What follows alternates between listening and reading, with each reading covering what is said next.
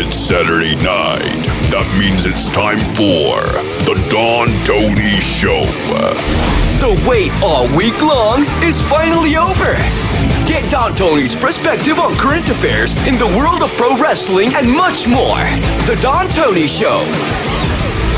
And now your host, the man, the legend, Don Tony.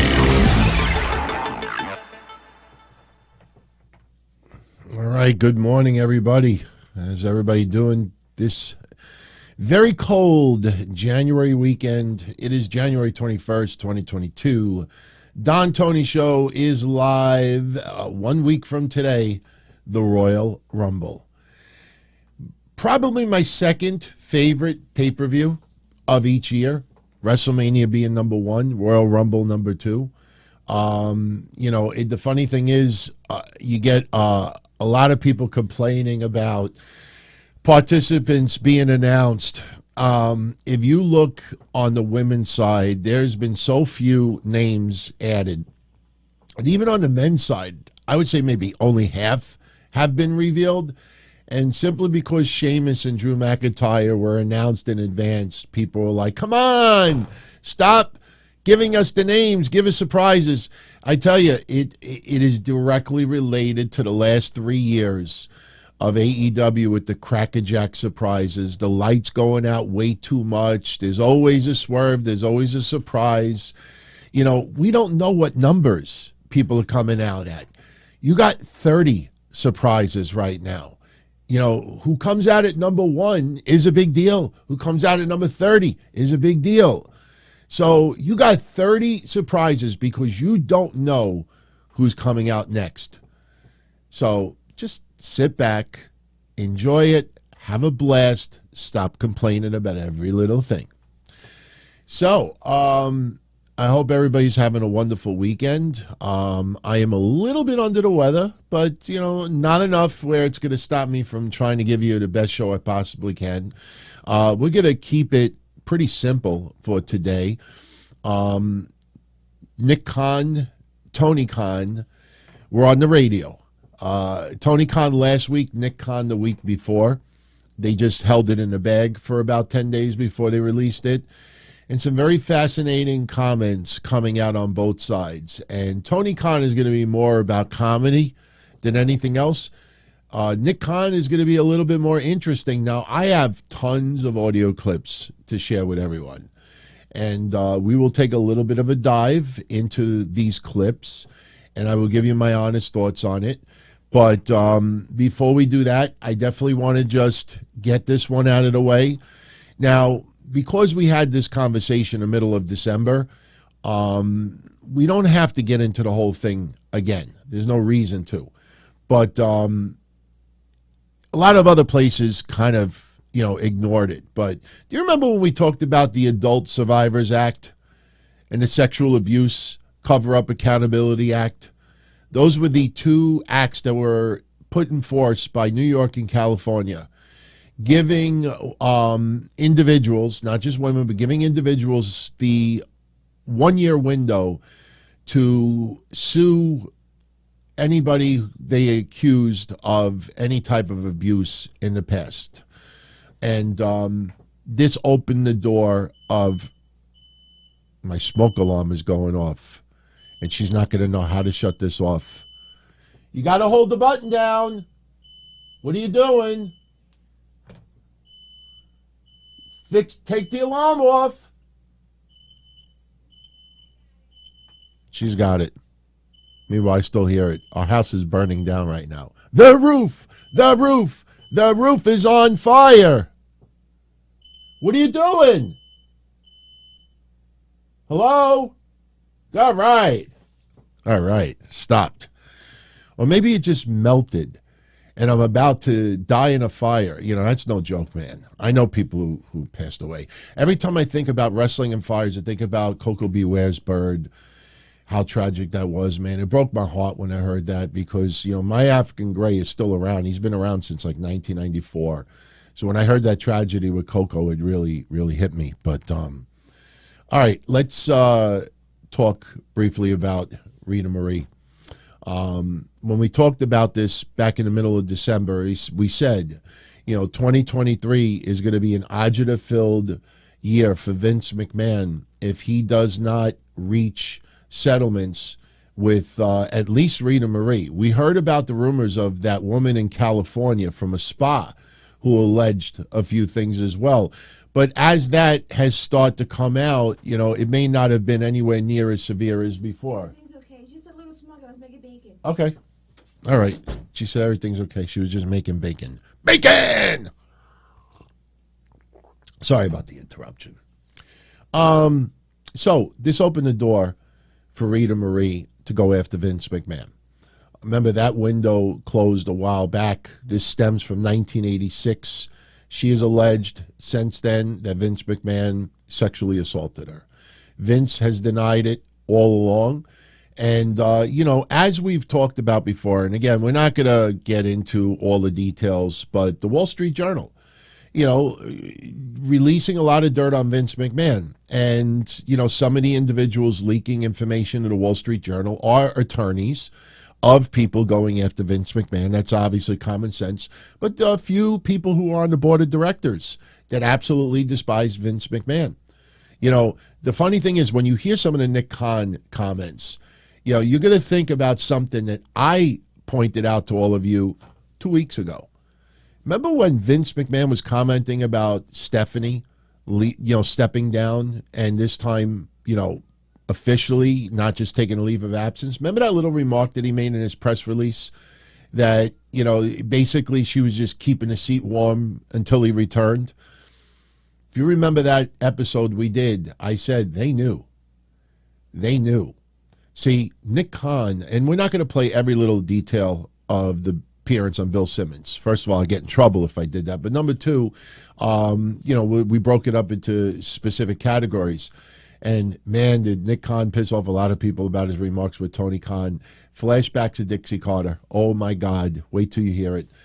But when it comes to, the board of directors, one clip that I don't think I have, I didn't think it was really interesting enough, but Nick Khan mentions in his interview with Bill Simmons that he and a few executives made it their business to visit Vince McMahon at least once a month. Those individuals who resigned, those two, remember the one that worked for Sony 6? That guy despised Vince McMahon. That guy did not keep tabs with Vince McMahon. That guy, in his heart, truly felt Vince was never going to come back. And when Vince announced his return, he's like, fuck this, I'm out of here. It's believed that he is one of the individuals who leaked a lot of stuff to the Wall Street Journal as well. But if you remember, once Vince announced his return, what was the first thing that we talked about? It's going to be really interesting what transpires with Rita Marie, and would not be surprised if he settles with her. And guess what? This was our thumbnail for the middle of December. This is our thumbnail for January 21st, 2023. The case has been settled. We don't know the exact amount. It is in the millions, obviously. She originally was demanding more than $10 million. My interpretation was at the time she made the demand, she wanted pretty much what everybody else wanted combined. But look, now since this is settled, Rita Marie is not going to be talking about this anymore. And yes, we'll never know truly what happened back in '86. We can only give you what we believe to have happened. Some people have, closer to firsthand accounts. Some people were working there at the time, but nobody witnessed anything. Now since this is resolved, Twix, please don't do that, because then I'm just going to put you on mute from now on. I know you're a loyal patron and everything, but Sean Rossap did not say $11 million. All right. Maybe the original demand was $10.75 million if you want me to make an accurate, specific number. All right, the bottom line is they settled. We don't know how much she settled for. No one knows the amount that it was settled. No one knows how much it was settled for. But here's the thing. Now, since this is resolved, My honest opinion about this is, did Vince McMahon sexually assault her? I don't know. My gut feeling is that Vince McMahon manipulated a very naive woman, sold her a bag of goods, told that she'd be on the cover of Time Life, told that she was going to make $500,000 where referees weren't even making, 15, 20% of that, and women referees were non-existent. He put her on that TNT talk show that one time. That's actually where I got the little, graphic of her for the thumbnails. You go back at that time, she was intriguing. And I'm not going to disparage her at all, other than she was naive. But guess what? Being naive doesn't give someone the right to abuse someone, whether it's emotionally, sexually, manipulating. It's fucked up. It is fucked up. And but remember what I have always said. I appreciate Vince for what he has given me for entertainment for decades and decades and decades. But, understand something. There was never that woman that was going to be the one with Me Too or anything else that they were going to say, you know what, I'm going to the cops. I'm going to the police. I'm going to law enforcement. Nobody did. Even some of the other allegations, they all ran to lawyers. They all ran for money. And again, still, that does not mean that someone in that world, deserves to be abused. No one does. But, this is not in all of these cases where someone, was just picked out of, a random group of people and was just, it's a messed up situation. It is a world that we will never fully understand. You will never fully understand. Even when Nick Khan makes some of the remarks that he does, right away, people got it wrong. Again. They only heard little clips of what Nick Khan said with Bill Simmons, and they took one segment and they interpreted it that Bill Simmons was defending Vince McMahon's previous actions. What was the remark that everybody said? We should. Well, I'll let you hear it for yourself. You be the judge. But that's what happens when people cherry pick little clips here and there. If you don't listen to the entire conversation, it could sound a completely different way. So the bottom line is that Vince McMahon settled with Rita Marie. The story is now closed. I believe back in '86 that he was absolutely attracted to her, and I think lied to her and told her a bunch of promises to try to, get in her pants. And I think, was it forcible? We'll never know. We'll never know. I just can't envision Vince McMahon forcibly sexually assaulting someone. I can't. And no one has ever convicted him of something like that. He is a pig. I would not want him as my father. I would not want him as my uncle. I would not want him as my husband. I would not want him as my significant other. But for some reason, women are still, going to him. You hear about things now. It's going to be really interesting to see Linda McMahon's name with all of this in 2023. Keep that in the back of your mind because no one else is talking about it. Now, one thing I want to tell you in closing with this. And I'm still changing the background. In the far right corner, there's the Muppets. And I don't know why I even put the Muppets on there originally, but it's obviously a very small area. So I haven't decided what I'm going to put there yet. I actually have some thoughts. And some of these things in the background, they will be changed every couple of shows. So we will be rotating. And look, once the Bloodline turns on Sami Zayn, obviously that picture behind me is going to have to go too. One thing I wanted to tell you in closing with this, something that you have not read online, something that you won't hear too much right now, but you eventually will. Vince McMahon settled with Rita Marie before January 6th. Vince McMahon got all his shit in order before he came back. Now, this is very important. Very important. Do you know how a lot of people are throwing in Nick Khan's face that he voted against Vince's return before he voted in favor of Vince's return? How many people have you heard bring that up the last week? That back in December, they all voted against Vince's return, but in January, they unanimously voted him back. Do you know what one of the major factors was? Vince, you still got legal shit hovering over your head.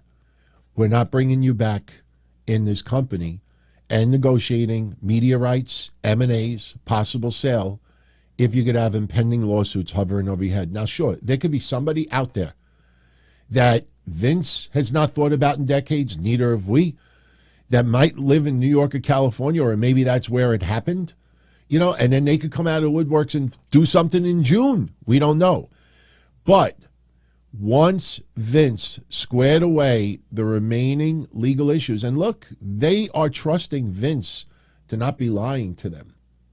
And I know what you're going to say, oh, Vince is a liar and this and that. Yeah, that's good for a podcaster to get views.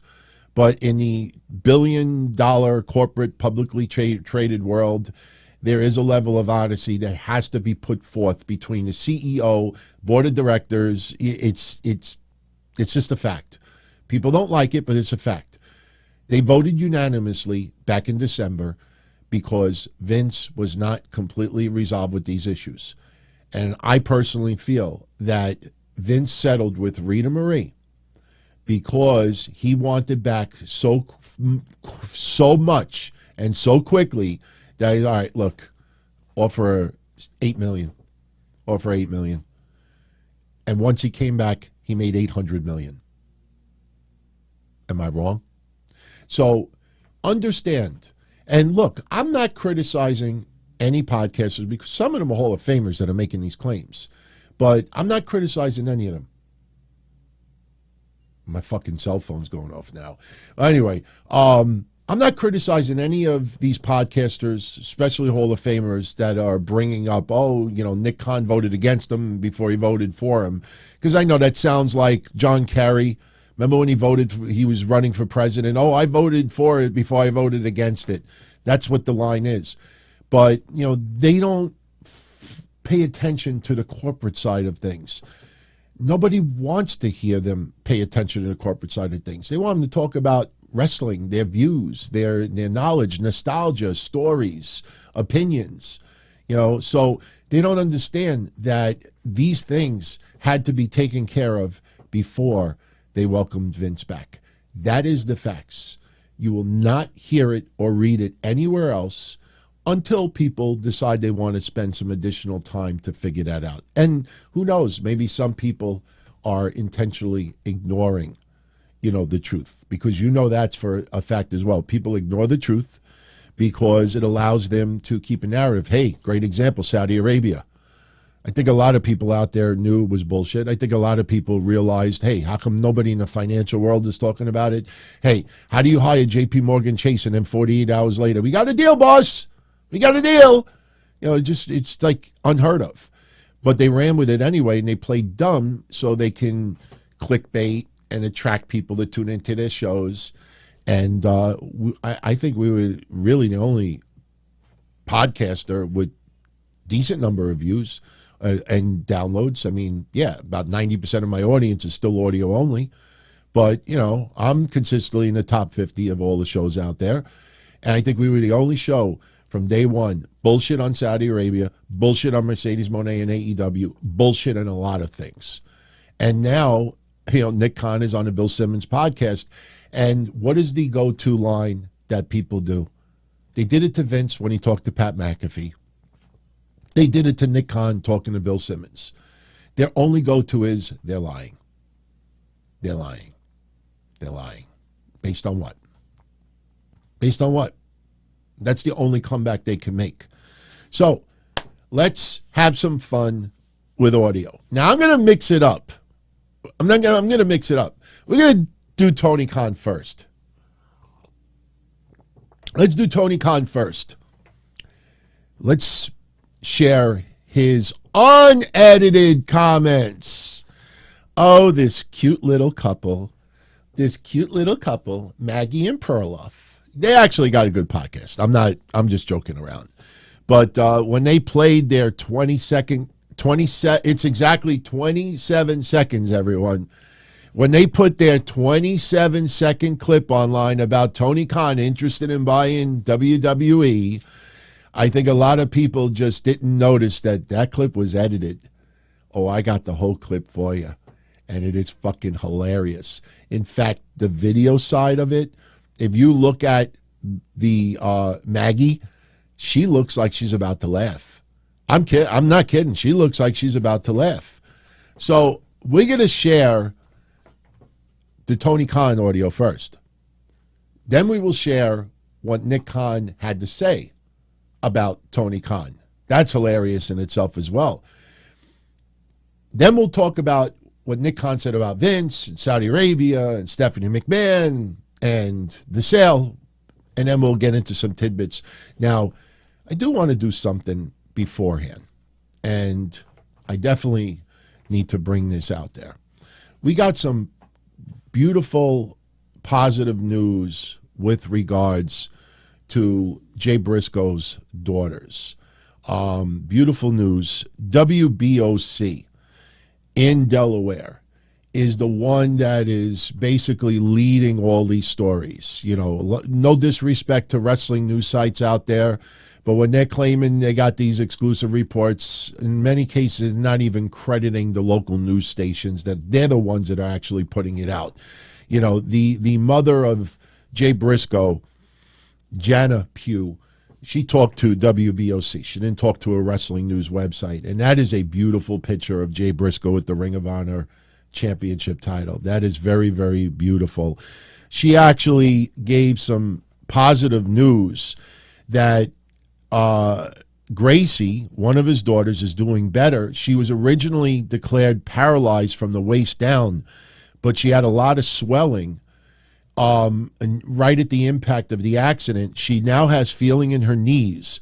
And they believe as the swelling goes down that she will regain full mobility and she will be able to walk once again. So that is beautiful to hear. And just looking at the notes, Jaylay has had numerous surgeries, and she had a surgery, I believe, yesterday for internal bleeding, and she had to be operated on her leg. She has to be in a brace for about 6 weeks. But, you know, another thing also is, you know, especially with Gracie, you know, they now have been able to, I think, remove a feeding tube that she could eat on her own now. Now, the reports that she's off IVs is wrong. I'm just telling you that right now. Anybody in that kind of condition, especially with blood clots and everything else, they are constantly sending fluids in. They got IVs. So, you know, it's semantics. But again, this is what happens when the bullshit news sites out there, they cut and paste from another site that kind of condensed everything, or maybe, you know, miswrote a sentence or reversed something. You know, hey, even some sites got the vehicles wrong, and it bled into YouTube. You know, when people are like, oh, she was driving this car. No, she was driving actually the other car. And then you had that awful early report that some people ran with, that Jay Briscoe's wife passed away in the vehicle as well, which was untrue. Absolutely untrue. Not only that, a lot of local stores are raising money. They one place, A&K Enterprises, which I believe they have a bait and tackle shop. They are selling T-shirts. They're selling little, you know, trinkets. We did learn that Jay Briscoe was taking his daughter to cheerleading, and that's what happened with regards to the accident. Now, I appreciate, you know, all the kind words, you know, as far as what I have discussed already. I'm just a messenger. I'm just trying to get the answers, and I'm trying to give you the accurate answers. I will say this with regards to this super chat that came in from Sticky Fingers Frank. Thank you for the 5-spot, my friend. Any updates on the Jay Briscoe accident itself? No. I will tell you that I did get a few interesting emails from people in the news world, not wrestling, but mainstream news world, that, asked me for, some specific information. Because, I did explain on the show as far as, having some access to additional info. And, for the most part, I think they wanted to know how they can obtain this, or how could they request this, or, where did I get this from? As far as the images that I showed, a lot of them are Google Maps. It's as simple as that. If you check the history of Route 24, you could find a bunch of information online. It's just knowing where to look. But there's no additional information on the accident itself. We don't know if this person was under the influence. We don't know if she was texting or not paying attention on the cell phone. But, as I said the other day, I think Twilight is going to be a big contributing factor to this. Understand, cell phone could be part of it, drinking could be part of it, but driving in Twilight is the most dangerous time to drive, period. Especially when you realize that right after that accident, there was not a sharp turn, but if you keep going straight, you go right into the other lane. And, they don't understand why she crossed the lane. There's no reports of anybody, trying to, pass someone up or cutting them off the road. She swerved out of the way to avoid a deer. It could end up being something like that. Believe it or not, it could end up being something like that. There could have been some type of animal, and she swerved out of the way to avoid hitting it, and this happened. We'll never know. I don't think we'll ever know with that. I think the other factors as far as cell phone and alcohol, I think those are the only two factors, or drugs. I think those are the only factors that we would be able to get an answer about, because if there's a phone on the scene, they can forensically test it and see if she was using it at the time of the collision. Remember, they believe the accident happened at exactly 5:09 p.m. and Twilight, is right around that time, because sunset is 5:09 p.m., exact same time. So right now, there is no updates yet. I believe the local news outlets in Delaware will get the story. We'll find out. They will learn, what came out of toxicology, what came out of the police investigation. And believe me, the family wants to know. We all want to know. We're not obligated to get that information, but I believe that, some of that will come out. Local friends of the family as well have set up a donation page. I don't have the link in front of me, but I will definitely share it on the next couple of shows. They were looking for a goal of $200,000, and they surpassed that almost immediately. They already surpassed it. I did get a couple of props for what I said, that, it would be awesome if there was a benefit show, similar to what they did with Mark Curtis, similar to what they did for Brian Pillman back in the day. I think, there's no reason why you can't have a couple of wrestlers from each company, even if wrestlers wrestle within, their same opponents. You don't have to have an AEW star facing a WWE star. But there's enough wrestlers who came out of Ring of Honor, who, even if they didn't come out of Ring of Honor, who are just, touched by this and affected by it, that would want to.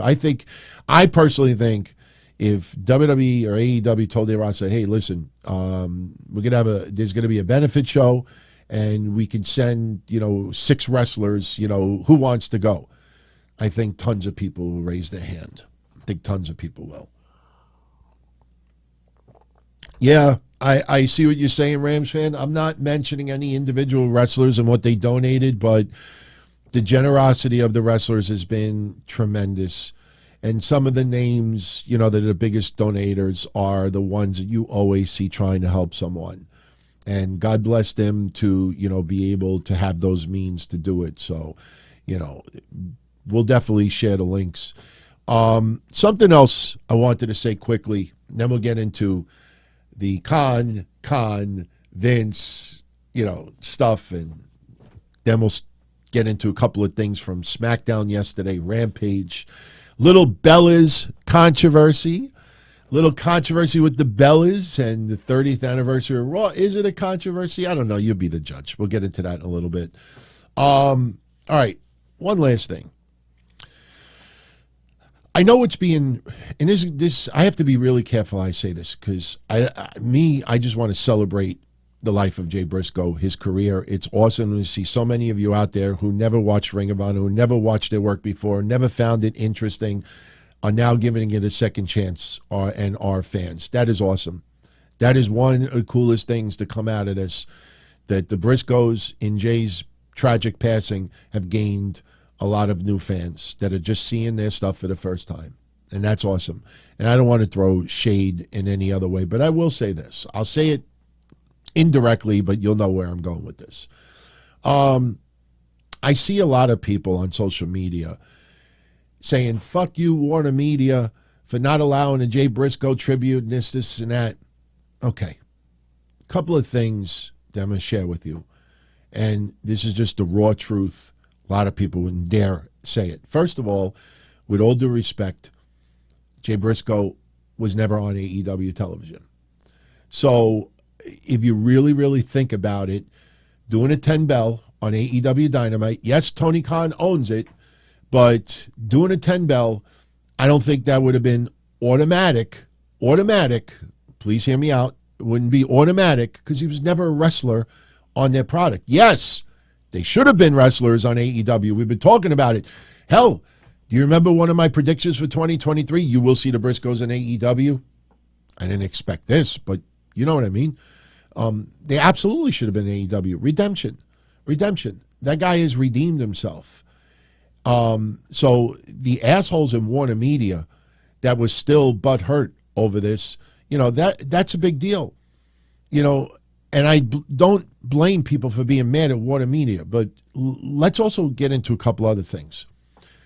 People online are treating WarnerMedia like it's a human being. Do you realize how many people are behind WarnerMedia? Here's the deal. And I'm sure a lot of you have figured this out already. Tony Khan absolutely wants to pay tribute to Jay Briscoe. The thing is, though, is that the easier way to get out of this is to just say, fuck you, WarnerMedia, for not wanting to do a tribute, not wanting to do this, not wanting to do that. But nobody names names. So, do you ever think that maybe Tony Khan, was so strangled with this? You can't force Tony Khan to say, and I think I mentioned this on Wednesday. You can't force Tony Khan to say, fuck Warner. I'm going to mention his name, this is that. Did anybody notice if they mentioned his name on Rampage yesterday? I'm not sure about that. I wasn't paying close attention because I was preparing for today's show.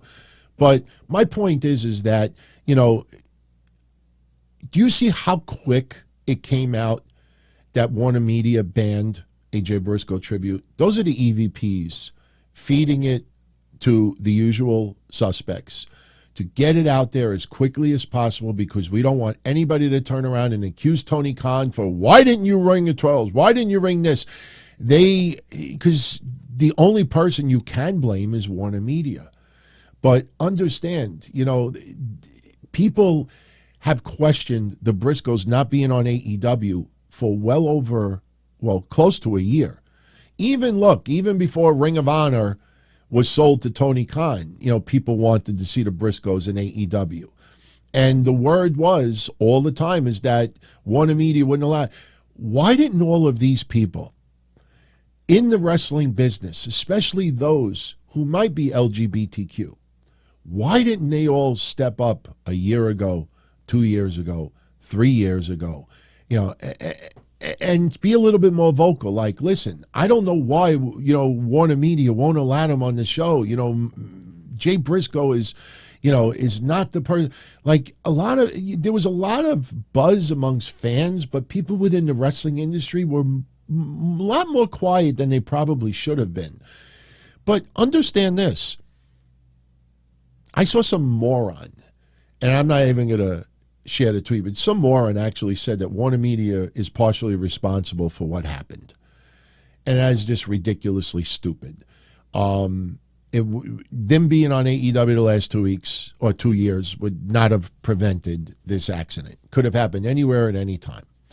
But the thing is that it's very easy to say, fuck you, WarnerMedia, fuck you, WarnerMedia, fuck you, WarnerMedia. We're going to protest this and that.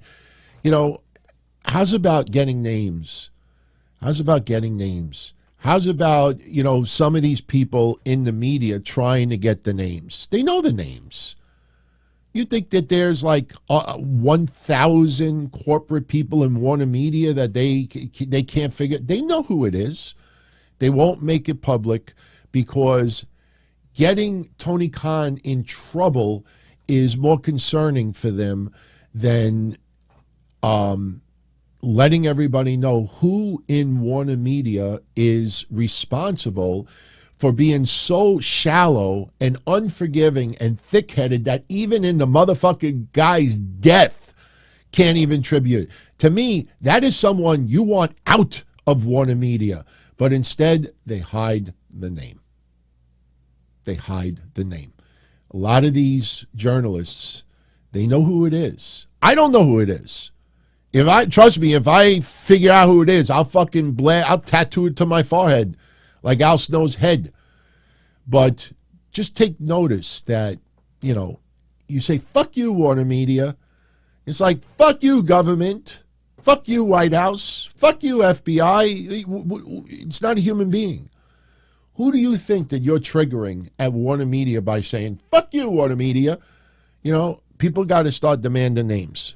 And somebody in the news world that knows the name should have a set of balls and just be an emotional person for a difference and say, listen, you know, I'm sorry if this, but no, it bothers me too much that, you know, Jane Smith or Mark Smith, you know, is the one who made the call that I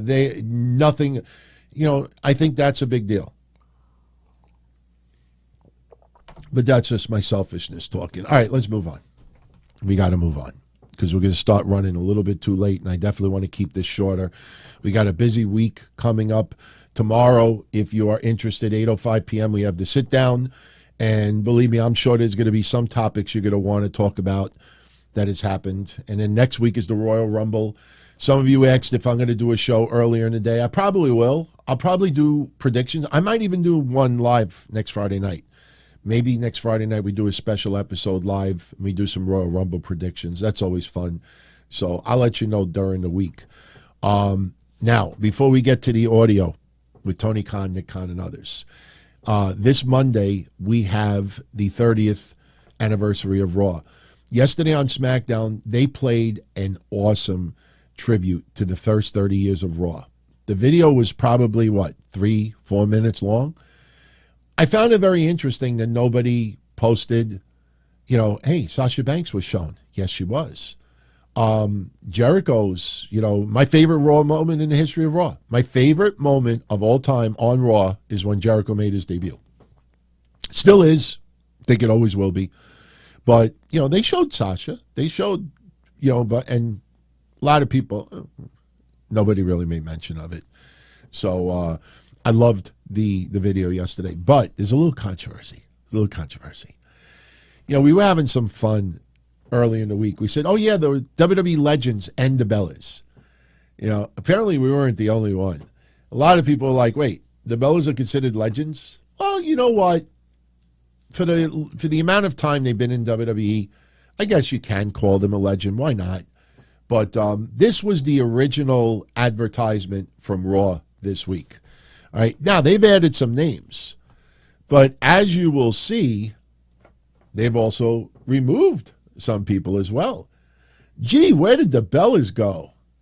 They disappeared. Let's look again. Bellas. I got Bellas to the right of me.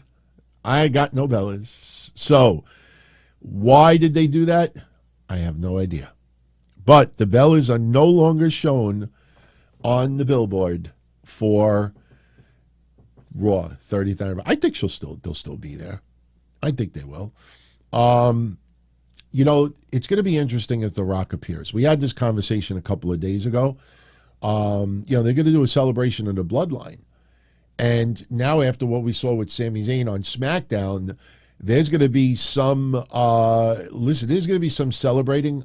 I could see this already. And I'm probably wrong, but remember this, and we'll have fun with it Monday if it ends up being right. The best way I could describe it is pretend you're at a dinner table and you're with like 8 members of your family. Or you're at the dinner table and you're double dating or triple dating. It's you and your significant other, your friend and their significant other, and your other friend and their significant other. And you're at a dinner table and, it's home style where not everybody, your meal is served. No, you have like plates in the middle of the table. Hey, could you pass me the gravy? Could you pass me the meatloaf? Could you pass me the grey poupon? Can you please pass the jelly? Props to anybody that remembers that. You're as old as I am. But so you pass things around. Now pretend that one person at that dinner table you had a fight with. Your significant other is not talking to you. So your significant other picks up the meatloaf and says, Joey, you want some meatloaf? Oh, yeah, I'll take some. Hey, Jane, you want some meatloaf? And she's passing it around to everyone. And meanwhile, as the food goes by, you're like, and you're intentionally being ignored. Has that ever happened to you? It's happened to me. That happened probably about 5 years ago. I went to a dinner. It was, I don't remember if it was Christmas or New Year's Eve. I think it was Christmas Eve. No, it was New Year's Eve. And I had a little argument with my now wife, and she was like, does anybody want any Pellegrino water? And she's passing around, and I'm like going like this, and she's intentionally ignoring me, and everybody's drinking Pellegrino water. I'm like,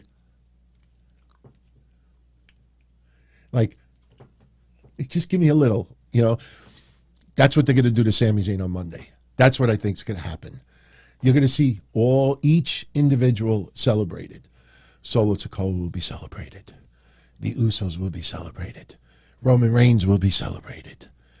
Maybe even Paul Heyman will be celebrated. And Sammy's going to look around and be like,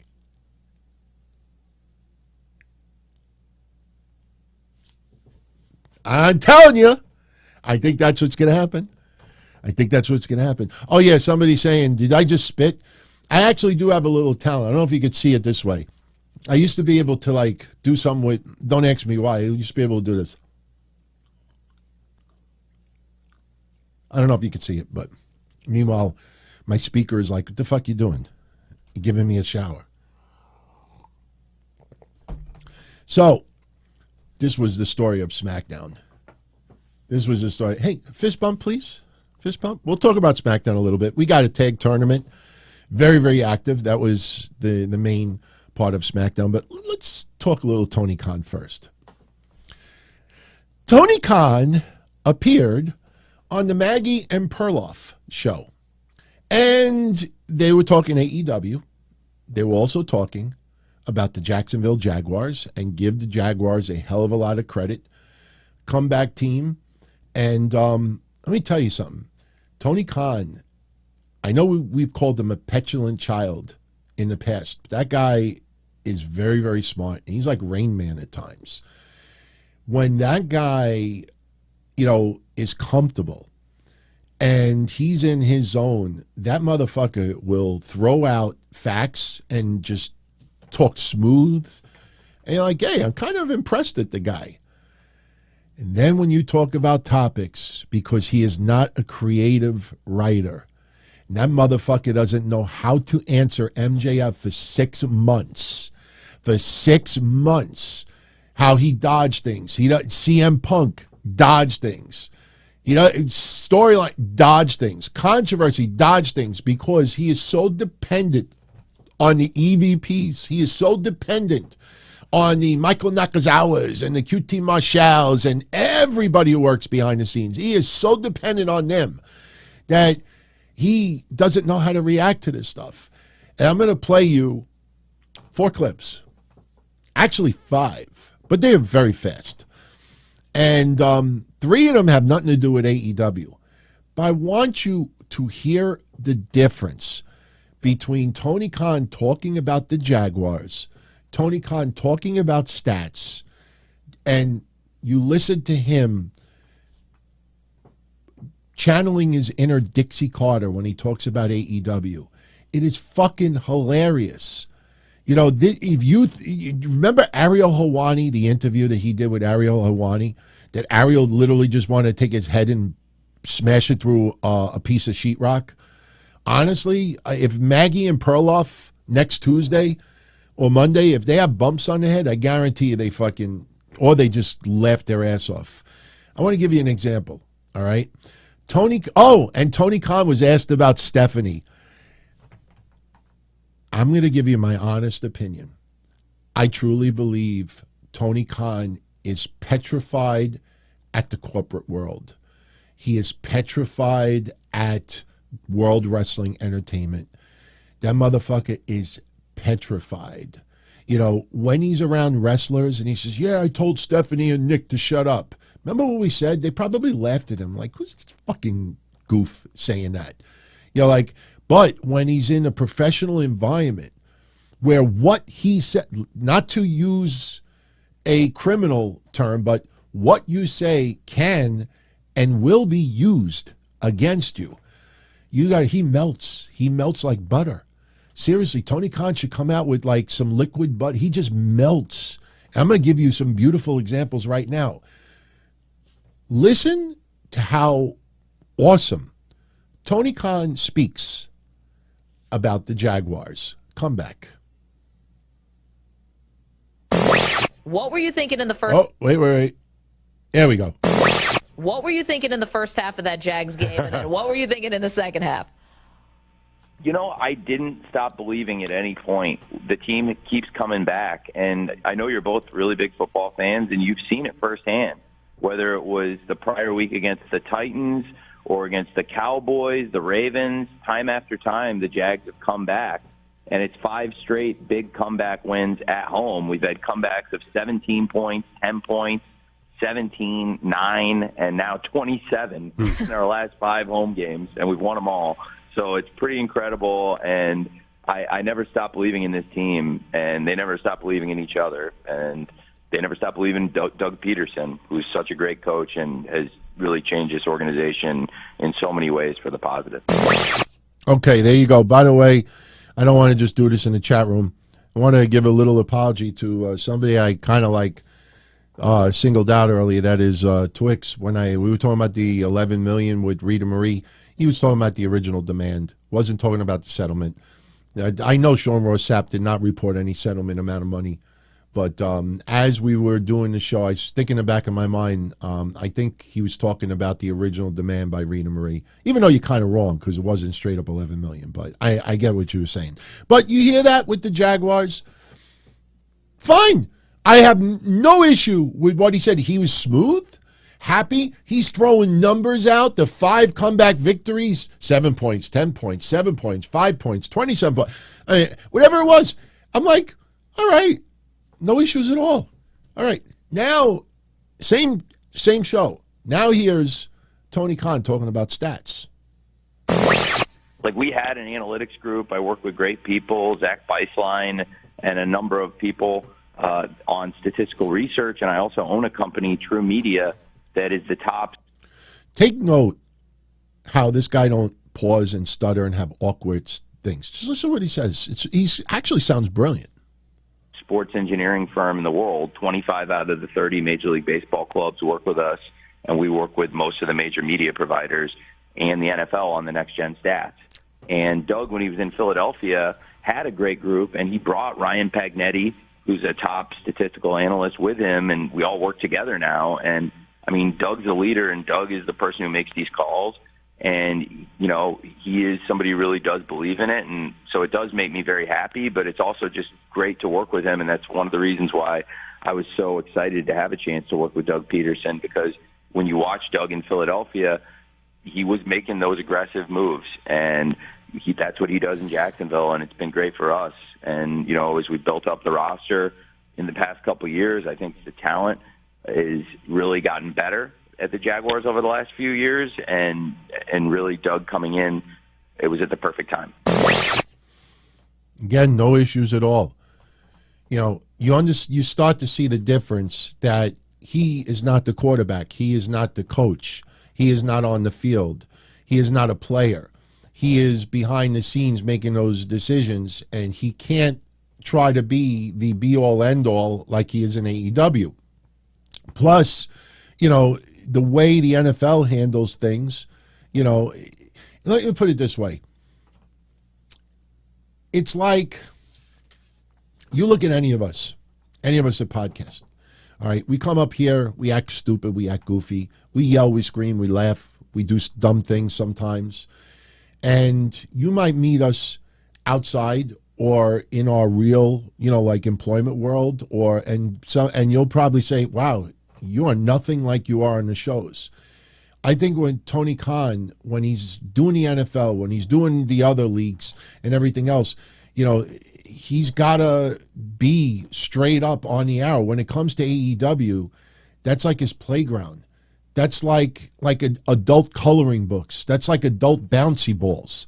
That's like him just running in the yard, tearing his shirt off and just running through like a stream of water. It's where he can just be a total kid. And again, let me continue. Listen to now what he says about the NFL stats. This is great. Listen to him closely. Give him credit. Tony, over that decade that you've been looking at football analytics, has there been a lot of growth for the entire league? I know Doug Peterson, obviously aggressive on fourth down. It feels like everybody he answers is, the questions directly. Everyone is there. Where is it stand now compared to where it was a decade ago? Oh, it's so much more aggressive across the league. It's absolutely the case. You're totally right. And teams are utilizing analytics much more than they were when I first came in the league in 2012. There are a lot more teams that have a statistical analyst in the booth during the game to talk about fourth down situations, clock management, or two-point conversion situations. Okay. Hands on, says precisely the answers, doesn't beat around the bush. Now, we get to the WWE sale. Now, I'm going to share with you the cute 27-second clip that this show put out there that everybody ran with.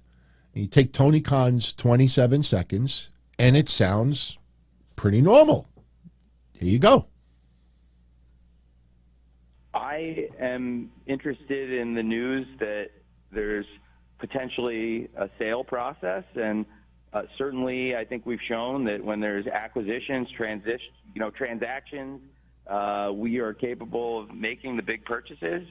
You see the transition in the video? It's very preliminary to talk about that process, but if there is a process there, which it sounds like there may be, then I'm interested in being a part of it, sir. That was the clip that they put out there. Very, very cute little transition. I'm going to share with you the full clip now. When I said on the early preview of this show that Nick Khan and Tony Khan both channeled their inner Dixie Carter this week, this answer is something Dixie Carter would have given a long time ago. The same question. Now I want you to watch unedited and just listen to this hot mess. In addition, listen to pretty much how he talks about how daddy supplies the money. It's pretty fascinating. And here's the best part. When you listen to it, you tell me honestly, is Tony Khan interested in buying WWE, or is he interested in seeing what transpires? What you do come back with after this is that if anybody was going to consider buying WWE, it would be Shad Khan, not Tony Khan. The name says Khan, but it's not Tony Khan. It is me, Shad Khan. Here is the unedited clip. Boy, does it sound much different. There you go. The talk of the wrestling world beyond AEW, though, is the fact that WWE... Now, I'm going to zoom it in a little bit, too, so you could see her reaction as he starts talking about Daddy. Is for sale. Is there a world where Tony Khan and AEW buys WWE? I am interested in the news that there's potentially a sale process, and certainly I think we've shown that when there's acquisitions, transactions, we are capable of making the big purchases, whether my dad stepped up with the Jaguars or Fulham FC in the Premier League, and he's done such a great job building up the club and putting resources into it. And now we're playing football at a very high level in the Premier League. And I think with AEW, we've shown we can build a company. And even when I purchased Ring of Honor. Wait till you hear what he says about Ring of Honor. Notice how this was edited out. Frankly, if you're a Ring of Honor fan, now that's a very different thing than WWE, but Ring of Honor is a company with 20 years of history, and I really have enjoyed running it, and I think we've shown that we're at all-time highs in terms of every business metric since we relaunched it, and it's only going to get better. And, AEW is my main focus, but certainly when that news is out there, I think it's very interesting. So, stay tuned to AEW Dynamite, stay tuned to AEW Rampage. You never know when I may address something, but on the other hand, I think, it's very preliminary to talk about that process. But if there is a process there, which it sounds like there may be, then I'm interested in being a part of it, certainly. He didn't say nothing. Hey, when it comes to buying things, look, my dad bought this, my dad bought that. Ring of Honor's got the biggest metrics. I relaunched it. That's relaunching? Oh, man. That is the unedited answer. Does that sound like they're interested in buying WWE? Or are they more interested in the news? Let's just listen to the first few seconds again. The talk of the wrestling world just beyond listen to the AEW, first is the fact sentence that of what he WWE says. Is for sale. Is there a world where Tony Khan and AEW buys WWE? I am interested in the news that there's potentially a sale process. And oh, shut the fuck up. It's a yes or no answer. Yeah, we're interested.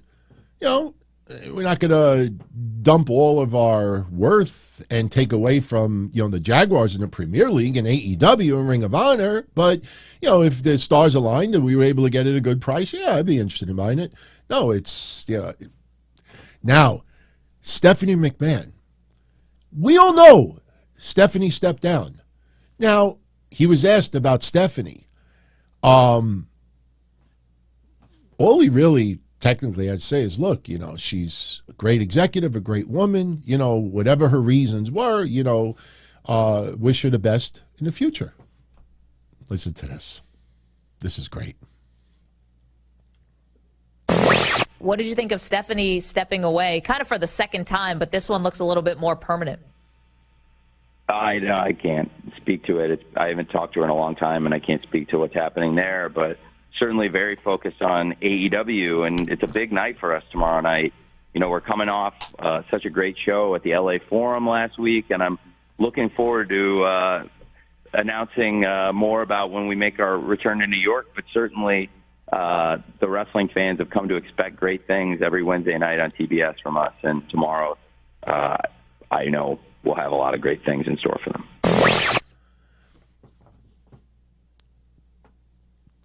She asked about CM Punk too, right? I can't talk about that. But, we're going to have a great Rampage. When he's forced to stay in his zone, as far as NFL and Fulham and everything else, he's fine. When here, he doesn't have a fucking clue. He doesn't have a clue. So I wanted you to hear, and listen, I want Tony Khan to succeed. I want him to make crazy money because it's fun to see Adam Cole back. It's fun to see, some up-and-coming wrestlers that I probably wouldn't have seen if WWE was the only game in town. from the MJFs and the Guevaras and the Ricky Starks and hopefully Hobbs and others. Believe me, there's a lot of what I like in AEW, but let's also realize what we're dealing with here. And without those EVPs and the people behind the scenes, AEW's dead. AEW's dead. So now, based on this, I'm now going to start focusing on Mr. Tony Khan. Tony Khan appeared on Bill Simmons. Now, let's go a little backwards here. Let's talk about Nick Khan's interview with Bill Simmons and what Nick Khan had to say about Shad Khan, Tony Khan, and AEW. This is pretty funny.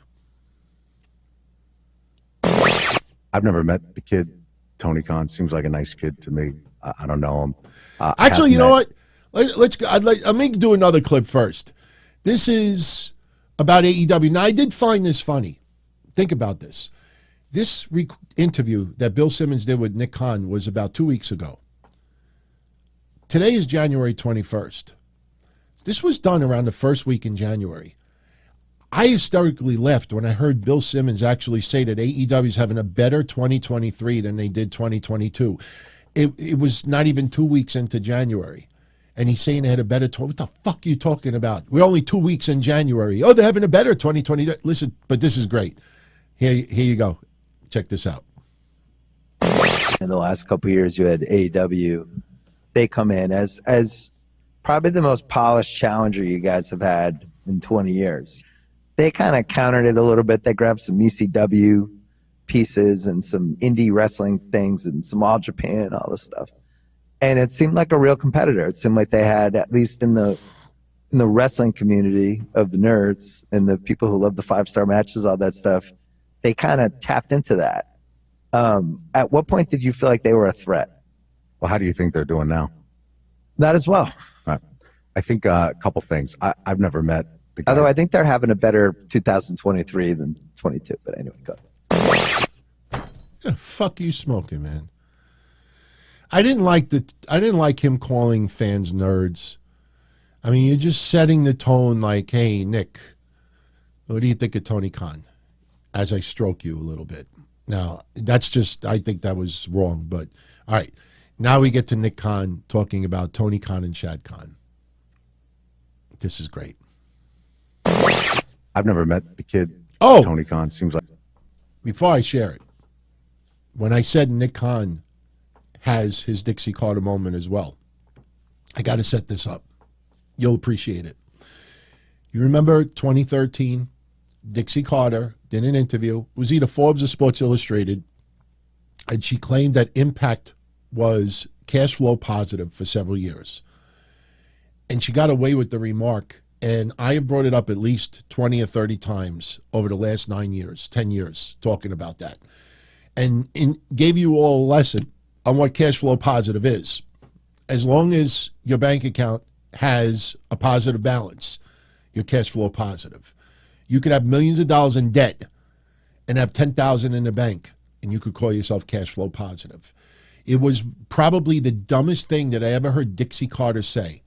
Honestly. Other than, the Don, Tony, Kevin Cash show, they're banned from doing interviews with anybody in Impact Wrestling. Yeah, we were one of only 2 shows that were banned. I don't know who the other show was, but that's the dumbest thing I ever heard Dixie Carter say and get away with cash flow positive. Listen to this closely. Nick Khan pretty much says the same about Tony Khan. Listen to the finances. I've never met the kid. Tony Khan seems like a nice kid to me. I don't know him. I have met his dad, who randomly I sat next to at some sports business luncheon that Stephanie and I went to a year and a half or so ago. I thought the dad was as impressive as could be. I think there was a piece on him in the New York Times a year or so prior to that. Self-made billionaire, I believe Pakistani immigrant. Could not be more impressed with him. I like the pivots. I'm not as big of an NFL fan as you are. I don't follow it the way you do. But I like the pivots he made. Make a mistake in hiring a certain coach a couple years ago. Get out of that mistake, figure it out again. So could not be more impressed with the dad. He made his money in the auto parts business, I believe. So he knows that inside out. I don't believe he's involved on the wrestling side of the business. I'm talking about storylines outside of financing it. No, he's got just the pockets. Yeah, he has the pockets, and that's awesome. And I'm sure his kid appreciates it. But I was never threatened by that. But I tend not to be threatened. I don't feel threatened by anyone on anything. It's just not how I do business. Here's the thing. When you talk about AEW, anybody could run a business for a loss. And Nick Khan, when speaking with Bill Simmons, and he talks about Tony Khan, he says anybody could run a business at a loss. And that's something that we talked about even last week. That remember when Tony Khan said that there were reports that AEW grossed $100 million in 2022? How much did they spend? I could say, hey, I made $20,000 on the shows, but if I spent $30,000, did I actually make money? When he said anybody could run a business, but are you running the business at a loss? And that's the thing. Take note that none of these elite media ever bring up. You never hear them saying that AEW is running at a profit, that AEW made more money than what they grossed last year, because the fact is AEW poured out a lot more money. But I will say this. I've said it many times before. I'll say it again right now. AEW is not going anywhere. The only way AEW would have problems is if they lose TV and can't find a good replacement. That's the only way. And even with that, I think they would make a decent amount of money on streaming media. If AEW is forced to go streaming only or fight only, I think they would do fine. Not as good, obviously, as a $144 million TV deal. But the point is, as long as they have TV, Tony Khan could lose $100 million a year. He grossed 100. He might have spent 200. He could lose $100 million. Think about this. Tony Khan could lose $100 million a year for 20 years, and that's only $2 billion. He is worth a lot more than that. So if you get money back through the Jaguars, you get money back through the other football league, the soccer league, you get money back on other ventures, his stats company. AEW could take a bath every single year. And he's making money on the other companies. It continues running. So AEW is not in any financial peril. And even if Shad Khan said, I'm not financing this anymore, Tony Khan will be able to still, you won't see a gigantic roster. You won't see the roster like you do now, but that company is fine. That company is not going anywhere anytime soon. I try to keep it balanced. I talk on both sides. Not both sides of my mouth, but I try to look at both. Now, check out Nick Khan's comments about competition and Cody Rhodes. I don't care what anyone else is doing. I care what we're doing. And as long as we can have the best product on with the best talent and the best writers, I think we're going to be in good shape. Competition is good too, I think. Yeah, especially for what you're doing. It's what the country was built on. Yeah. Not to get too patriotic on this stuff, but it's why antitrust laws exist. It's why there's Pepsi to Coke or whatever the modern version of that reference is. Everyone should be able to give it a try. I do think anyone can run a business at a loss. That's easy. Yeah. As long as someone continues to finance it, try running it. Are you saying that's AEW? I don't know. I don't know their books. I haven't seen their books. They have spent a lot of money. Look, I know our books, which are public, we're off highest grossing revenue in 2022, highest profitability in 2022, other big factors on why Vince wants to explore a potential alternative now. And you took Cody Rhodes from them. How did you like that one? I liked it until he got hurt. Yeah. That was a tough break, but he's coming back soon, I assume. He's coming back. Yeah. Text with him often. He's feeling good. Do you think he was going to become the guy last year in the company other than Roman? It certainly felt he was heading in that direction. And now we'll see. It's announced that he's returning at the Royal Rumble. Right. So obviously that's not a secret. We wanted it to be announced. We want people to know that. By the way, Royal Rumble coming up in a couple weeks. our highest grossing Royal Rumble ever already, with still 2 weeks to go. What's the location? San Antonio, Texas. So there you go. You know, you can understand why the Elite Media and some hardcore AEW fans and Vince McMahon haters do not like this guy. You know, this guy, and honestly, I think the more Nick Khan goes out there and does interviews, the quieter Tony Khan gets about Nick Khan. Because this guy, with all due respect, again, I want AEW to succeed. I think Tony Khan, as he gets older, he will mature more.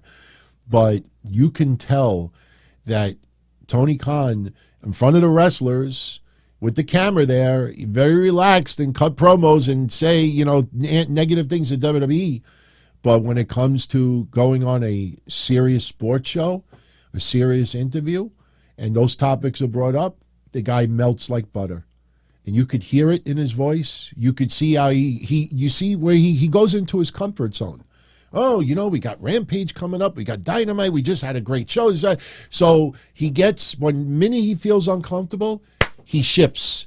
And he did that with Helwani. He's done that with other major sports shows. When people do want a legitimate answer, he will divert. He will say, I can't comment. Oh, what's that interview that I just showed you with Tony Khan? They asked him about CM Punk.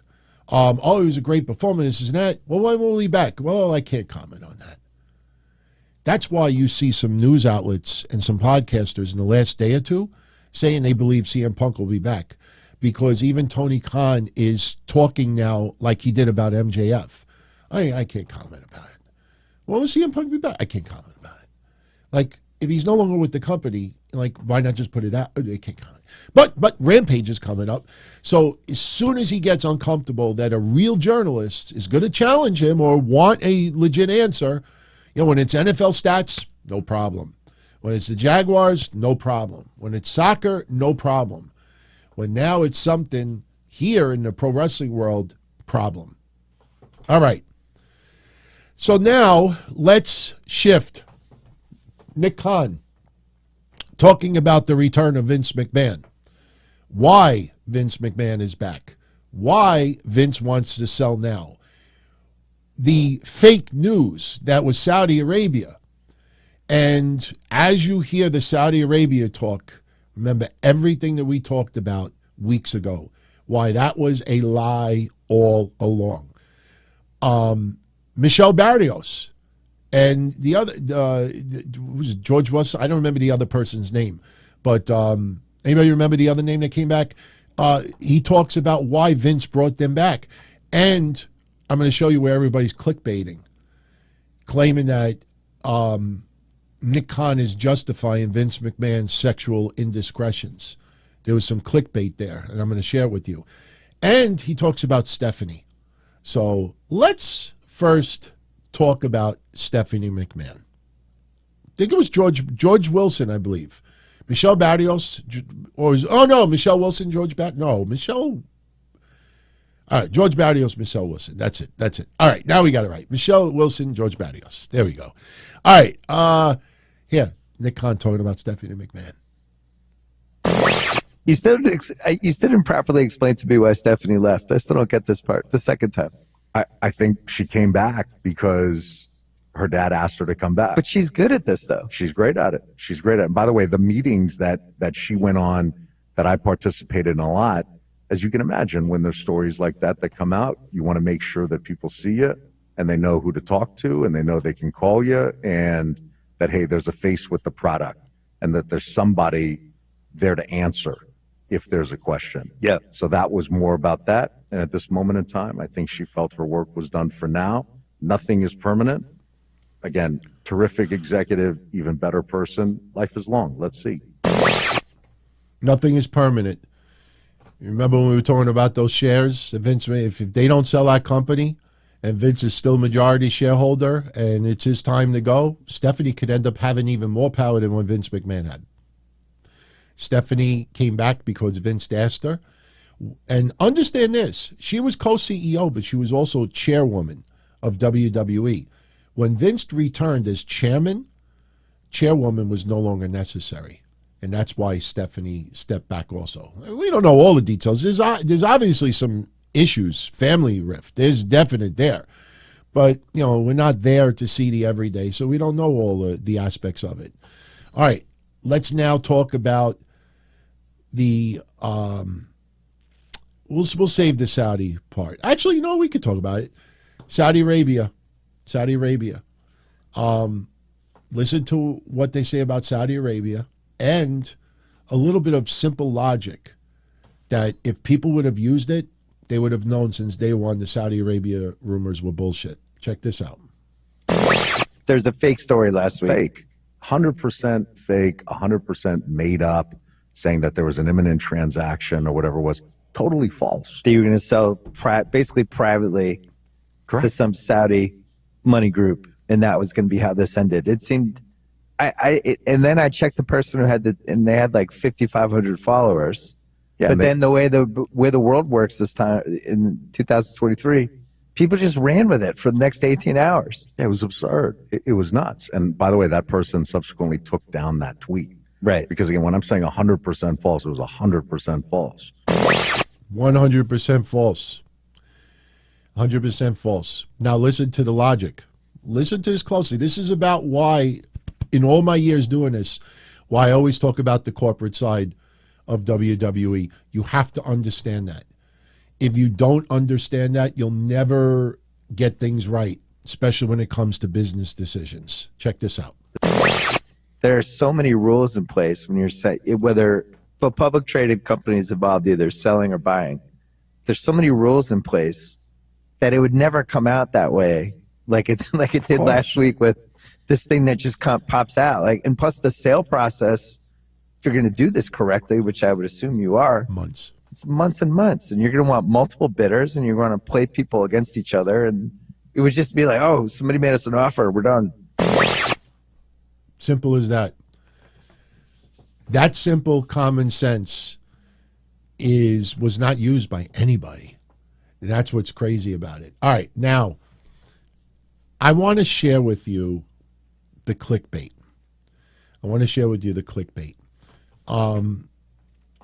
I know we're doing this out of place, but I think it's to address certain things.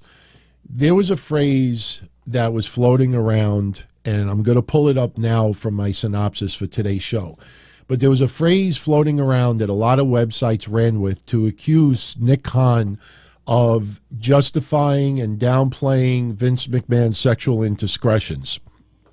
What that phrase was, modern day rules should apply to modern day. That is the phrase that people claim Nick Khan was using to justify Vince McMahon back despite the sexual indiscretions. My friends, that's 100% false. It was taken out of a different conversation. And that conversation had to do with Michelle Wilson and George Barrios. Like there was some pretty dramatic board shakeup stuff. He brought back Michelle and George, who he fired a few years ago. A couple people left the board. Why did people leave the board, and why did he feel like he had to do that? Explain the business piece of that to me. They know the company, and they're insiders, and there's a shorthand with them. So I think as he engages in this, potential transaction, to have folks there. Potential transaction.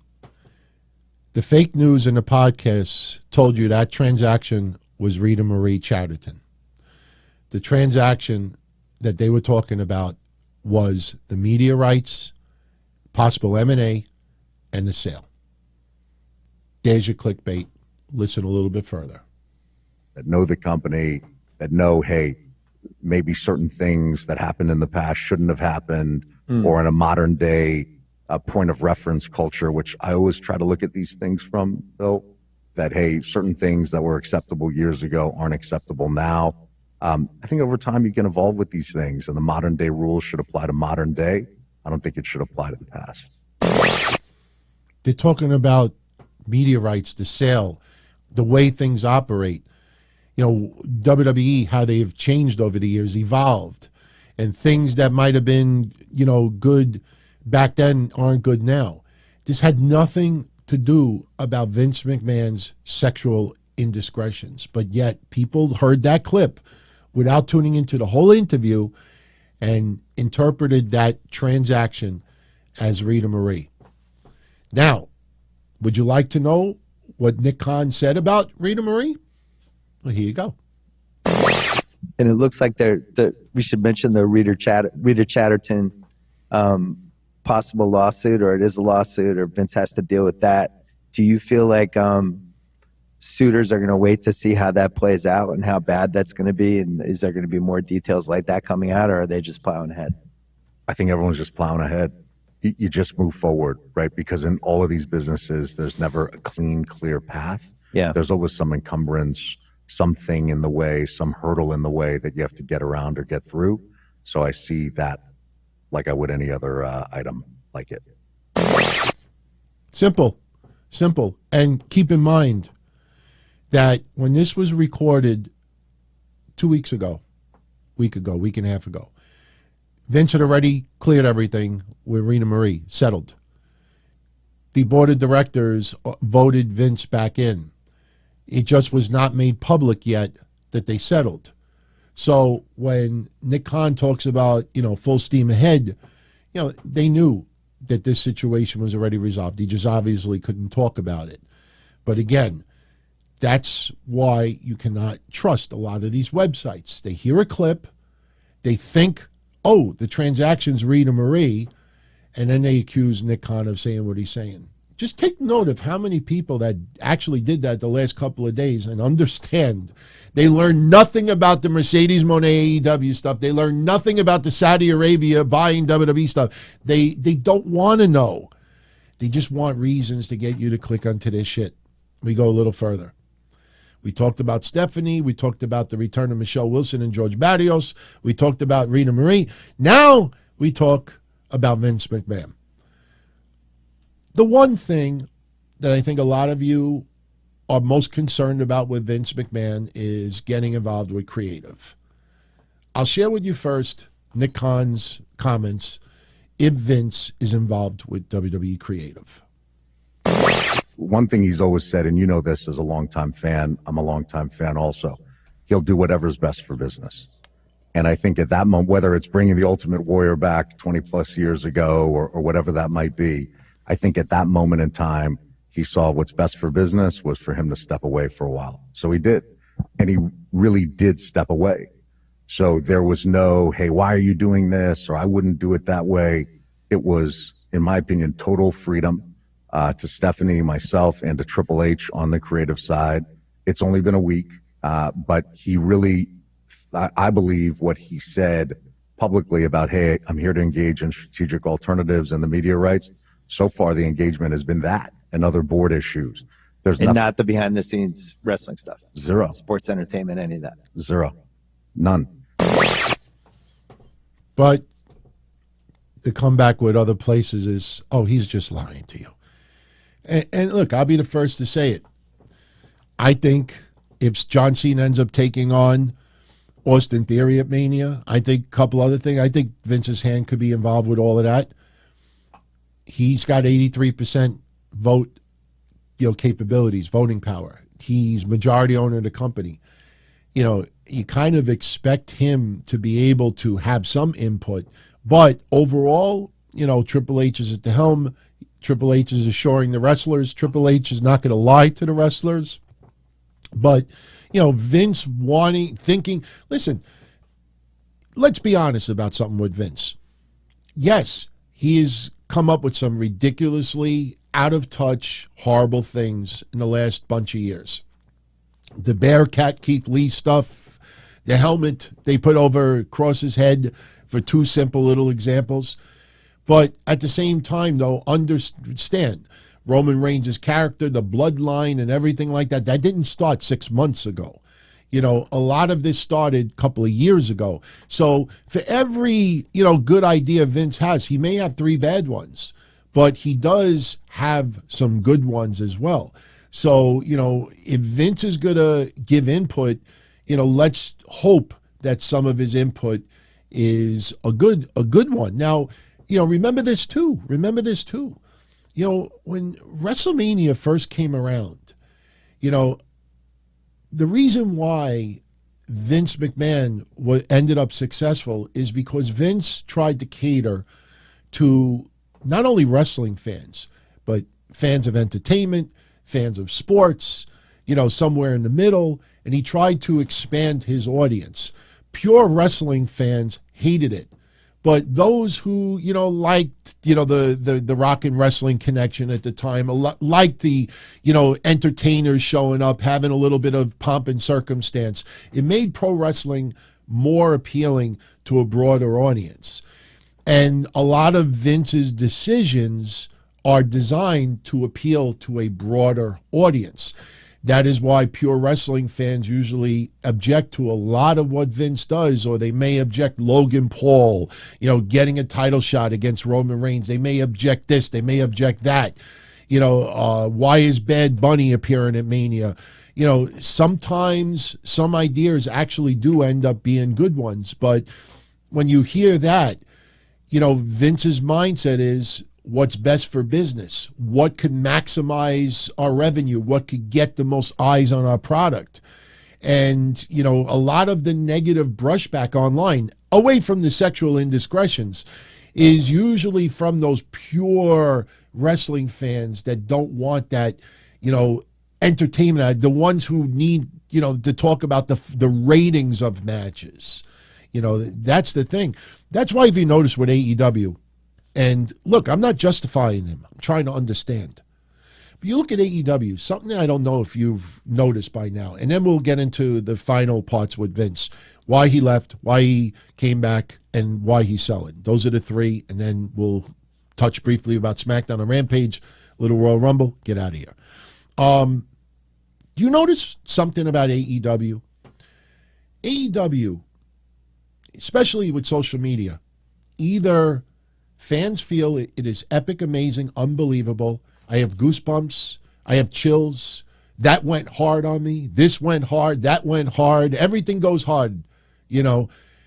Either it's over the top love or over the top hate. It is very, very, very, very, very small group of people that hey, can't we like WWE? And most people that do that on Twitter are just doing it for hits. Just doing it for hits. Because if they were truly doing it because they do love everything, they would just talk about the products. When you got to go out of your way and say, hey, there's nothing wrong with liking both. Okay, you have every right to write that. But let me see how you just talk about how you like AEW or how you like the WWE thing or you like this on TV. Show it by your examples. Show it by talking about these, not the emotional PSAs that hits at the strings. So what you see right now is either people just absolutely adore AEW or absolutely hate AEW. And the problem with AEW is they can't get that middle ground that WWE seems to get, that middle ground where, you get someone that casually will go, or maybe use a little bit of sports entertainment aspect of it. And I know, look, they do sports entertainment. Obviously, the Jericho Appreciation Society is all about that storyline. But overall, that is not the core foundation mentality of AEW. It is the mentality is anti-WWE, alternative for WWE. Well, guess what? There are a lot of aspects of WWE that is great. So why be the alternative? Why be the anti? I ate Burger King 2 days ago. For real. I rarely ever eat Burger King. For every 9 times I eat McDonald's, I'll eat Burger King once. But I don't look as Burger King as the anti-McDonald's. I look at it as a different option. And I think in order for AEW to grow, they have to focus on that middle ground that is just not appealing. You either love it or you absolutely hate it. And that's why when a rating comes out, you either see people trying to justify every fucking little aspect of it if the rating is not as good as what it should be, or they'll make it seem like it's the greatest rating ever, or you have the people on the opposite side that are saying doom and gloom, they can't even break 1 million. That's AEW's number one problem. All right, let's talk about Vince. Why Did Vince step down? So let's unwind this. Vince McMahon steps down a year ago. All of these revelations about different NDAs from years ago, goes in the Wall Street Journal. He steps down, and it seems like he's gone. Then he goes on SmackDown. And just watching it from afar, the whole thing seemed insane. It was like, is this guy stepping down or not? Why is he on a show? Is he still around? People are wondering if it's a work. And now you have 10 months later, it really is starting to feel like the real life version of HBO's Succession, where Vince is now, he did what seemed to be from afar like a board coup d'etat. Stephanie stepped down. There were rumors you're going to sell to Saudi Arabia, which I never believed. But from we're watching this afar, this seems insane. What is it like to be in the middle of this? Does it seem less insane? What are the misnomers? Like how real is all of this? So I, from the inside, it's not that insane to me, but it's also, again, the word insider, when you're on the inside, you sort of see things that might be coming and know what might be coming. My thought has always been there's only one boss at WWE, and it ain't me. Vince is obviously the founder, creator of the company. He's also the controlling shareholder, which is, that's not a work term. Right. That's a legal term of art. So I think it was always my point of view, always Stephanie's point of view. At some point, he would come back. I think the way that he played it, to me, was smart, Bill, in that he went away for 5-6 months, which people, meaning the audience, seems to like when somebody does that. And he came back and took control back of his company as the control shareholder. So it is the public's company, as a publicly traded company, but with that controlling share, gave him a lot of authority, and he used it, and I applaud him for doing so. So, the behavior, especially some of the stuff in the NDA, many people would say, he shouldn't come back. That should be it. He should leave. When he owns the company, it's basically up to him. Like, you can have as much public pressure as you want, but it's his company. The reason that he wouldn't come back is if he felt like it would be hurting the value of the company, the prestige of the company, people's perception of whether they even want to be a fan of the company anymore. So I just paused it for a second. As you hear what they're saying in Nick Khan's response, think about what you've seen online from a lot of people within wrestling, that Vince coming back spells doom and gloom for the company and it's a disaster, yet the stock went up, increasing WWE's value by the billions when he announced his return. So it's a tale of two WWEs when you think about it. Check out his response. Why did he come back? Because it does seem like it hurts the company. Well, so here's what I'd say. You and I had a conversation. I don't remember the exact time frame, but whenever the Ray Rice stuff happened in the NFL 8-10 years ago, whatever that was, and there were conversations at that point, not your point of view, not my point of view, that, is Roger Goodell going to resign? If you remember, he had a lot of heat on. Yeah. And I think you and I both concluded to each other, well, no advertiser has fled. Ratings aren't down. The product seems to continue to build. Why would he resign? Why would he do that?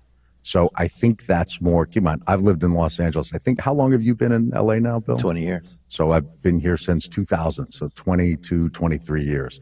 Sometimes I think it's just a 3-mile radius of LA thing. The, hey, step down, and you have to sort of be punished for it. It didn't used to be that way. So I think for somebody like Vince, and by the way, you and he are two different people, but you're both founder CEOs. And I think founder CEOs, different than regular CEOs. So consider me for this moment in time a regular CEO. There's something about the founder CEO that sees the vision, sort of sees the future, can get there a moment in time before others can, and then everyone else catches up. So even, and again, these were whatever your private frustrations may have been at prior employers while you were trying to build something great, which Grantland was great and The Ringer is great. I think it's the same thing for Vince as a founder CEO. It's his company. So to me, WWE's Vince, Vince is WWE, and we're going to do the best we can to keep building the company. Can you walk me back? Okay, so we don't have to play any more of that. So it gives you an idea. I mean, I think a lot of that was pretty much common sense. Now, was Nick Khan surprised at Vince McMahon's return? Were you surprised that he stepped down? I was surprised in the moment. But once I thought about it for a couple of days, it made total sense to me. I wouldn't say it caught me off guard because, again, we were on the inside sort of feeling a bit of the pressure that was going on. So it certainly seemed, again, the right thing at the right time. Definitely surprised in the moment. After I digested it, it made total sense. Were you surprised that he started to inch his way back? No. That's Vince. Yeah. Anyone who knows him who thought with a tweet, because I think he tweeted, hey, I'm 77 now, time for me to call it a day or something to that effect, when he stepped down. Anyone who believed that was permanent doesn't know him. That was never going to happen. But I'm appreciative of the fact that he gave it the 5-6 months, let the dust settle a little bit, and then coming back in the way that he's come back. Okay, now I'm not going to name anybody in particular. I'll name two because I respect both of them. Jim Cornette's podcast, Brandon Thurston. They both stuck on that comment and kind of said that could be something, a big problem down the line because Vince, it's a publicly traded company, and Vince McMahon publicly told everybody that he was retiring and it could have influenced the stock market, but meanwhile, he had no intentions on retiring, and that could be a legal issue down the line.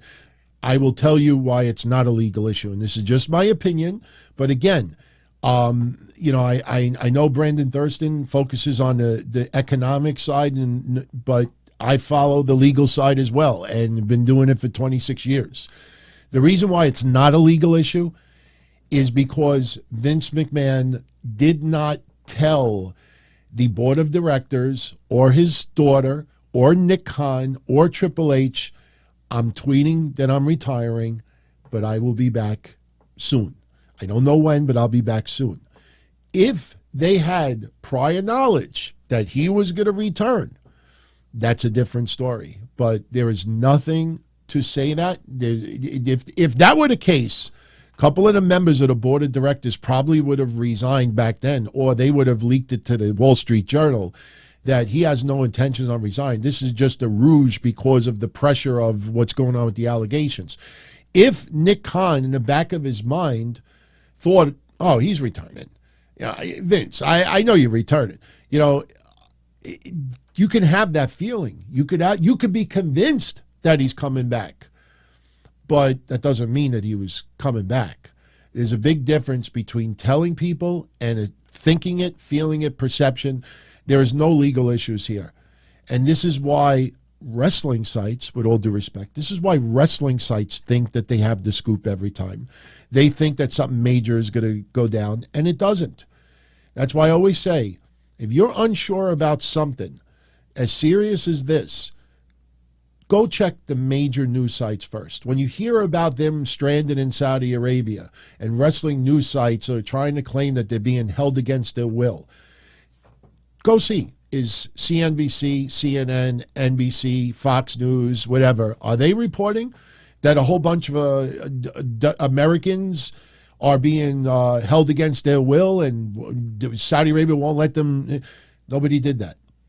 When you hear about the sale and you immediately go to the business side of the world and say, is anybody in the know, in the financial world, are they telling investors, look, apparently the sale is a done deal, or it's close to a done deal, do what you want when you start. Imagine if the business world reported that WWE sold the company or the sale was done to a Saudi Arabian investment firm. And I brought this up 2 weeks ago. And somebody who has 10,000 shares in WWE stock says, fucking sell it now, sell it now, sell it now. And they sell it at whatever it is, $75 a share. And then you find out it's fake news. And the stock is $90 a share. You think you could turn around and say, hey, give me my stock back. It was fake news. No. There's no return. There's no A to Z guarantee like Amazon. You fucking sell it, and then you find out you were given fake news. You could sue the shit out of people who gave you those fake news. That's why I'm telling you, that is the only reason why this Steve Schmuck whatever his name is, Mulhausen, whoever that douchebag was that made those fake stories. Props to him for getting the attention he did. But the only reason he escapes from lawsuits or a serious legal issue is because the stock market was not influenced by his dumb remarks. The wrestling world was, entertainment world was, people that were just desperate for hits and views were, but the business financial world never put any credence into it. And if it would have influenced if the stock would have tanked or the stock would have, that's why, like I said, when Vince got blown up in the limousine, that's why they immediately, that was a learning experience for WWE. WWE was still early in their days of the stock, didn't realize how much Vince McMahon affects that stock. And when he blew up in the limo and some people thought he legitimately died, the stock started getting rumblings of it and some people thought it was real. And then you got to worry, oh, fuck, people might start selling their shares thinking that Vince died in a car explosion. They had to immediately send a press release out there. No, it's a storyline. You know, because they were forced to, because it could affect. This is criminal stuff, everyone. If you manipulate the stock market in any way, hey, I'm retiring, wink, wink, investors might say, you know, I'm going to sell the stock. I don't believe that Triple H and Nick Khan and Stephanie can do what Vince did. And they sell early. Why do you think like some of these bullshit lawsuits are coming out there right now? Think about this logic, and then we'll share the last two clips. We're done with this. Think of this logic. You know about some of the lawsuits going on right now, and I told you that WWE sued every year with stock, and it's a nothing burger. Think about this. Why would some bullshit minor owner of WWE stock, why would they sue WWE when they just made thousands and thousands of dollars in profit? Before Vince came back, the stock was, $62 a share? When Vince came back, the stock went up to $90 a share. That stockholder just made 29% profit on his stock. Why would you sue? Oh, you don't want him in there? Okay, the stock goes back down to $60. You just lost thousands. Why would you do that? Because they just want to, they don't like Vince McMahon, and they want to try to make some money off of it. Why would you do that? You're an investor. You're worried about the bottom line, not a personal feeling about someone. And that's why Nick Khan comes off as cold in these interviews. Because Nick Khan sounds like the uber supporter of Vince McMahon. Welcome to the millionaires and billionaires and trillionaires world that you and I will never be able to fully understand. All right, let's talk about why Vince McMahon is selling. I think this is probably the most important clip, and it's the last one for today's show. Why sell now out of all times? I think he's ready. I can't describe it as anything more than that after the last 5 months. And keep in mind, again, you engaged in empire building. You're still engaged in empire building. At a certain point, it's like, okay, how much more of this empire am I going to build? We continue to build it. He continued to build it until he stepped down 5 months or so ago. But I think in looking at a world of consolidation, the sort of standalone enterprise that owns 99% of its intellectual property, with the media rights and a library and media rights, right? With the media rights coming up in October of 24, which means the process starts in a few months on that.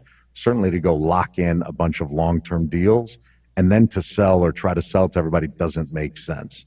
The timing was now. So even if you look at our annual shareholders, so you're saying you want to sell the company and then you do the deals. The new person that comes in, that would be their first order of the business, would be to bang out the new 2024 media right deals. That's the goal, unless one of the media conglomerates ends up buying it directly. Right. Then they certainly wouldn't want it encumbered by long-term media rights deals elsewhere. Remember when I said you don't make a TV deal at Disney and then sell to Comcast? Remember we were talking about that, or vice versa. So that's basically why he's selling. This is the moment where WWE may peak. And take note of little things that he said. WWE owns 99% of their intellectual property. You know, when you get mad when certain wrestlers have to change their names and this and that, WWE takes time to own their intellectual property. That's something that AEW does not get involved in.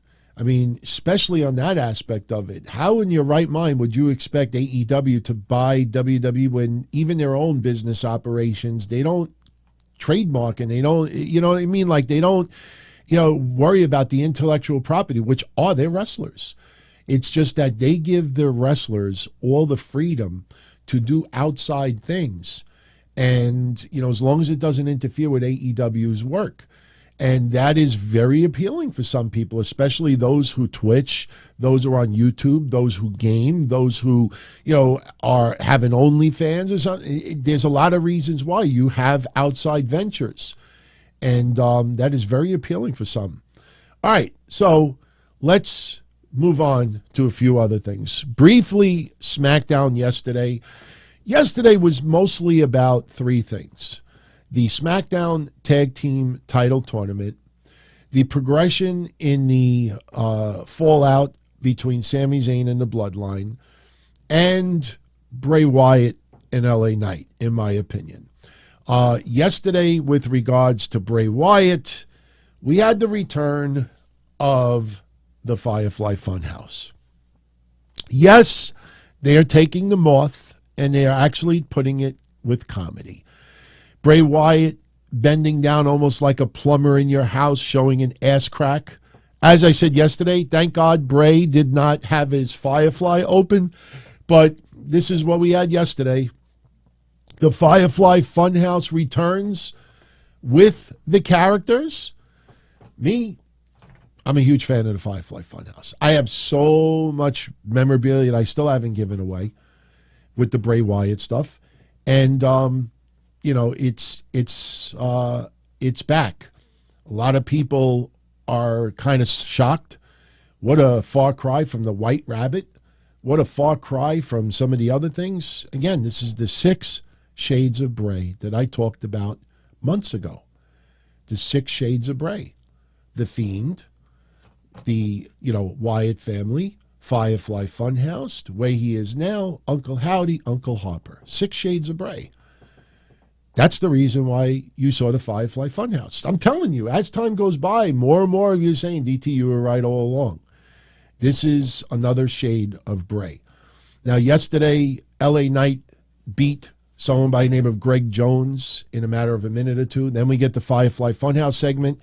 And this is just hyping up more of the Pitch Black match at the Royal Rumble. A lot of people are kind of mixed on how they feel about the Firefly Funhouse back. I like it because I expected to see all different aspects of Bray Wyatt's character all along. But some people feel like, this is just dragging out. Where is this going? They don't even know where to go with this. Oh, they have a good idea. I think once the Uncle Howdy reveal is done, or we progress into Uncle Harper, if that still happens, I think we'll get more information on that. Yesterday also, we had the preliminary first round matches in the tag team title tournament. Drew McIntyre and Sheamus over the Viking Raiders. Hit Row over Los Lotharios. The Brawling Brutes, they lose to Imperium. And Legado del Fantasma, they beat the Maximum Male Models. So all those teams advance, and this is your updated bracket. So we will have Drew and Sheamus versus Hit Row. We will have Imperium versus Legado del Fantasma. I think it's going to come down to Drew and Sheamus versus Imperium. And, they are now T-Nasty. I'm not skipping Bo Dallas in the background backstage when LA Knight was going to the ring. We talked about Bo Dallas already. Bo Dallas is backstage as an agent. We've talked about that. They're just trying to look. It's the same reason why Nikki Cross is backstage. Also, it's just to try to get a buzz from everybody. Right now it's just to tease and give in people's heads talking. Try to divert what's going on. But So this is your semifinals for the Tag Team Contenders Tournament. You almost feel, since we just had a tournament not too long ago, it almost feels like maybe the Usos are going to lose the tag titles this time. Yeah, and I wouldn't be surprised if they go into WrestleMania with only one set of the titles. I think the Usos having unified tag titles going into Mania, I think they want Roman to be the only one with unified titles at Mania. I think that's what they want to do. So the question now is, which tag team division is more likely to dethrone the Usos first, SmackDown or Raw? And I tend to think SmackDown is the one. I feel like SmackDown with the title change, maybe it happens at Elimination Chamber, maybe it doesn't even happen on free TV. But I think you almost feel like you got to give it to Drew and Sheamus. It is interesting to see the Brawling Brutes, their own team, and Sheamus, teaming with Drew. But I like the team. People are into it. Fans have bought into it. So give me more.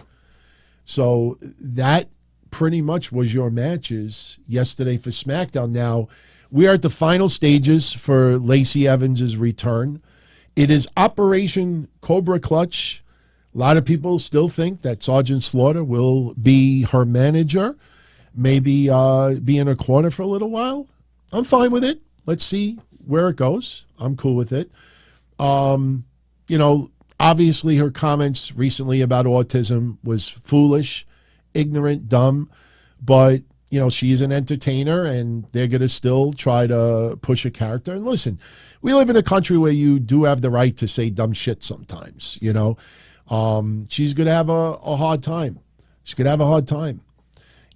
Especially now with Charlotte Flair being a baby face as well. Like, what are they going to do? Have her and Charlotte team up? I don't know. But I will say this. Lacey Evans does not have any momentum right now. I will continue what I've been saying for a while. Lacey Evans will probably make a return at the Royal Rumble. Only makes sense. Let's see if she comes out with Sergeant Slaughter. It almost seems like it makes sense. And listen, I personally think Lacey Evans may have to have a very long run in the Royal Rumble. Some of her, you know what? You think about the training.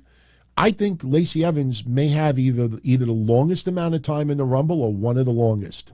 And I think these training videos, I think they'll probably reference it and say, that's her work in boot camp and this and that. And that helped her with you. I think Lacey Evans, I will be shocked if she has a short run in the Rumble. I would not be surprised if she has a very long run. That is her repentance.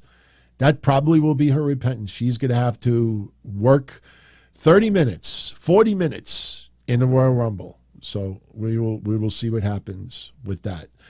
And as we were talking about earlier, Sami Zayn, Roman Reigns, let me say this. Let me say this, to be honest with you. I don't like where this is going. We know where it's going, but I don't like it, and I'll tell you why. I think there's going to be a little swerve. I think Sami Zayn is going to get physically involved at the Royal Rumble against Kevin Owens. But what we're supposed to believe now is Roman Reigns is mad at Sami Zayn. He saw the look on Sami Zayn's face last week when Sami was not happy with the Usos and Solo Sikoa interfering and this and that. And, we're supposed to, like Sami was more concerned about the win and, taking care of business himself rather than the whole bloodline destroying Kevin Owens. So Roman, basically he's not happy with Sami Zayn. And I don't know, it just feels inauthentic. Like after all of this, I don't know. But, later on, Roman Reigns having a conversation with Paul Heyman and basically, Paul Heyman saying, I don't like Sami Zayn. I never liked Sami Zayn. But he gives advice to Roman Reigns, something like, I'd rather have Sami Zayn pissing in the castle than pissing outside the castle. You know what I mean? Like it's like, keep your friends close, but your enemies right by your side. So basically what they're saying is it's better to have Sami Zayn with the bloodline than against the bloodline. That's pretty much where this goes. So by the end of the night, Sami Zayn, Roman Reigns, a little bit of, clearing of the air. Sami wants that fist bump so bad, gets a little one at the end. But then we have the contract signing, Kevin Owens and Roman Reigns. Roman's in the ring, and Roman is basically, uninspired. Kevin Owens coming out, but Kevin Owens' music doesn't hit. Kevin Owens does not come down the rampway. Instead, Kevin Owens enters from the side of the ring behind Roman Reigns. Roman turns around, eats a stunner, and next thing you know, Kevin Owens taking care of business with the Usos, Solo Sikoa. He gets out of Dodge, throws the contract, signs the contract, throws it at Sami Zayn, and then he gets out of Dodge, and everybody's tending to Roman Reigns except for Sami Zayn. Sami Zayn just standing there looking like a deer in headlights with the contract in his hand. So that's pretty much where we're going with that. Next week, we may get Charlotte Flair versus Sonya Deville. I don't know if that's going to actually be at the Royal Rumble. To me, it doesn't make sense if that were to go down. There are two very, very long matches that are going to go down at the Rumble, which are the Rumble matches. That's going to eat up at least 2 hours at a time. And we do have a few other matches as well. But they are leading to Charlotte versus Sonya Deville. Again, I don't know if it's going to happen at SmackDown next week because they already announced 4 matches next week for SmackDown. And usually with SmackDown, 4 to 5 is their cutoff. They've had a few SmackDown. Did you notice this week? No women's match on SmackDown. I don't know if you noticed that. No women's match on SmackDown. But next week, you got Rey Mysterio versus Karrion Kross. Kross cutting an awesome promo on Rey yesterday. Probably my favorite promo that he's cut so far in the main roster. We will have Drew and Sheamus versus Hit Row. We will have Legado versus Imperium. And they just announced Kevin Owens versus Solo Sikoa. And you know what? This fist bump, if you look at Paul Heyman's face, it says it all. But what was interesting also is when Roman Reigns refused to give the fist pump to Sami Zayn early in the night when they showed up in their SUVs, Solo Sikoa just walked by and didn't give a fist bump, gave really no reaction to Sami Zayn at all. So I almost feel like the first person who may lay out Sami Zayn is Solo Sikoa. I think he may be the one to ultimately start the end of Sami Zayn in the Bloodline. So they're keeping Ronda Rousey very, very quiet. She's going to be in a Rumble. She should be in a Rumble. Her recent run was not really good. Right now, the members of the Women's Rumble announces Liv Morgan, Rhea Ripley, Candice LeRae, Raquel Rodriguez, Shayna Baszler, and Zelina Vega. On the men's side, you got Ricochet, Kofi, Seth Rollins, Bobby Lashley, Austin Theory, Gunther, Rey Mysterio, Omos, Cody Rhodes, Karrion Kross, Sheamus, Drew McIntyre, and a lot of names still to be announced. That's why I'm saying, why are people really complaining about surprises? There's a lot of names that still haven't been announced, and we are going to get some surprises. But, they want fans to know that Cody is back. There was nothing wrong with them announcing that in advance. And I tell you what, especially under the recent maybe he's physically just not ready to do something like that. But I think it would be a really nice gesture to see Kevin Nash in the Royal Rumble. I hope he's at Raw 30. I hope he's there. Again, we had this little controversy. Last week, obviously, they didn't have all the names announced, but that was the banner for last week, and this is it for this week. And I will say this, you really can't see it all that well, but out of everybody, what surprises me? See, I can't zoom in. Yeah, my computer's not allowing me. IRS looks like he has gained a lot of weight. Maybe it's just a bad picture, but it looks like he gained a lot of weight. A lot of weight. So, hey, he's enjoying life. That's how I look at it. When you get to a certain age, he's healthy. He's big boy. All right, Rampage yesterday. Yeah, the match is very, very predictable. Anything Jade Cargill wrestles in is a win, obviously. Her and Layla Gray beat Jaina and Jordan Vanity. We had Jungle Boy Jack Perry beat Ethan Page. It was interesting how Ethan Page got like the jobber intro. No theme music, nothing. He's already in the ring. I didn't like that. Brian Cage over Willie Mack. No way Brian Cage was going to lose leading into his match, this Wednesday on Dynamite.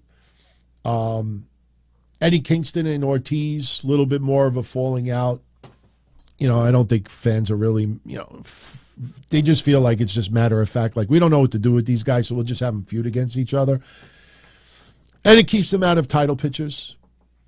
Action Andretti beats Daniel Garcia, which was very, very predictable all along, because when they did that little tease that, if you beat Action Andretti, you can have my spot, Sammy Guevara said, on Dynamite for Wednesday. Nah, it wasn't going to happen.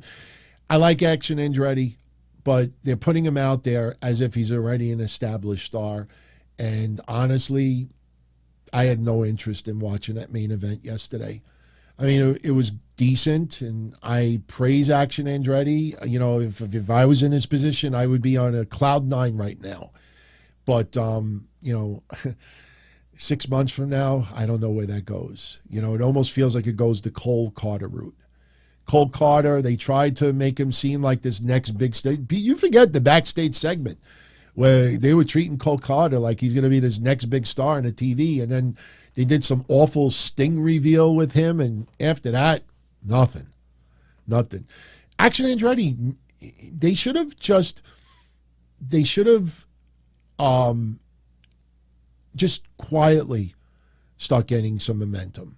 I think they thrust him in too deep of a picture, even though Jericho is very high on the guy, which is awesome, and Jericho did the favors for him, which is excellent, but that still does not replace experience.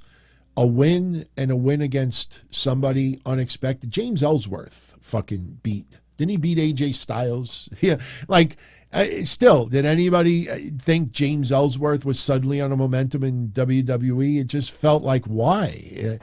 Action Andretti is obviously much, much different than James Ellsworth, but, somebody who is that inexperienced, getting thrown into the fire like that, not everybody reacts to it. And again, you have that crowd that either was epic, amazing, unbelievable, or it was awful. You don't have as much of a middle ground. I think AEW's got to focus on that middle ground. So, all right. So with that said, I want to jet out of here. So I want to just give two very quick shout outs. Again, thank you very much, Sticky Fingers Frank, for the 5 spot earlier, and Kevon Lewis with the 2 spot. Do I think Tony Khan will put the Ring of Honor belt on Mark Briscoe? I think you give him an honorary tag team championships. I mean, I know they've been tag team champions, but I'm saying, I think you give them a special set of belts that they retire. And I'm not saying to come out with a new design, but maybe you come out with a new design. They could do a storyline where Mark Briscoe challenges for the title. But again, it reminds me when Chavo beat Triple H. You remember when Eddie passed away and Chavo was doing the Kerwin White character, and they had, if it wasn't the main event, instead of being Kerwin White, he wrestled as Chavo Guerrero Jr. and he beat Triple H. It was great and it was emotional, but you kind of felt like, okay, they gave the win to Chavo because Eddie passed away. It was a tribute match and it was a beautiful match. But at the end of the day, it was more of just, a gesture and a happy way to close out that night. I don't think you create a storyline with Mark Briscoe going for the championship. If they think he can carry it, sure. I will say this, especially that Ring of Honor right now is not doing weekly TV. Especially that Ring of Honor is not touring other than pay-per-views. If you're going to put the belt on Mark Briscoe, might be a good time to do it now where there's not as much pressure. But honestly, Mark Briscoe's in mourning. Mark Briscoe just lost his brother. Mark Briscoe, take as much time.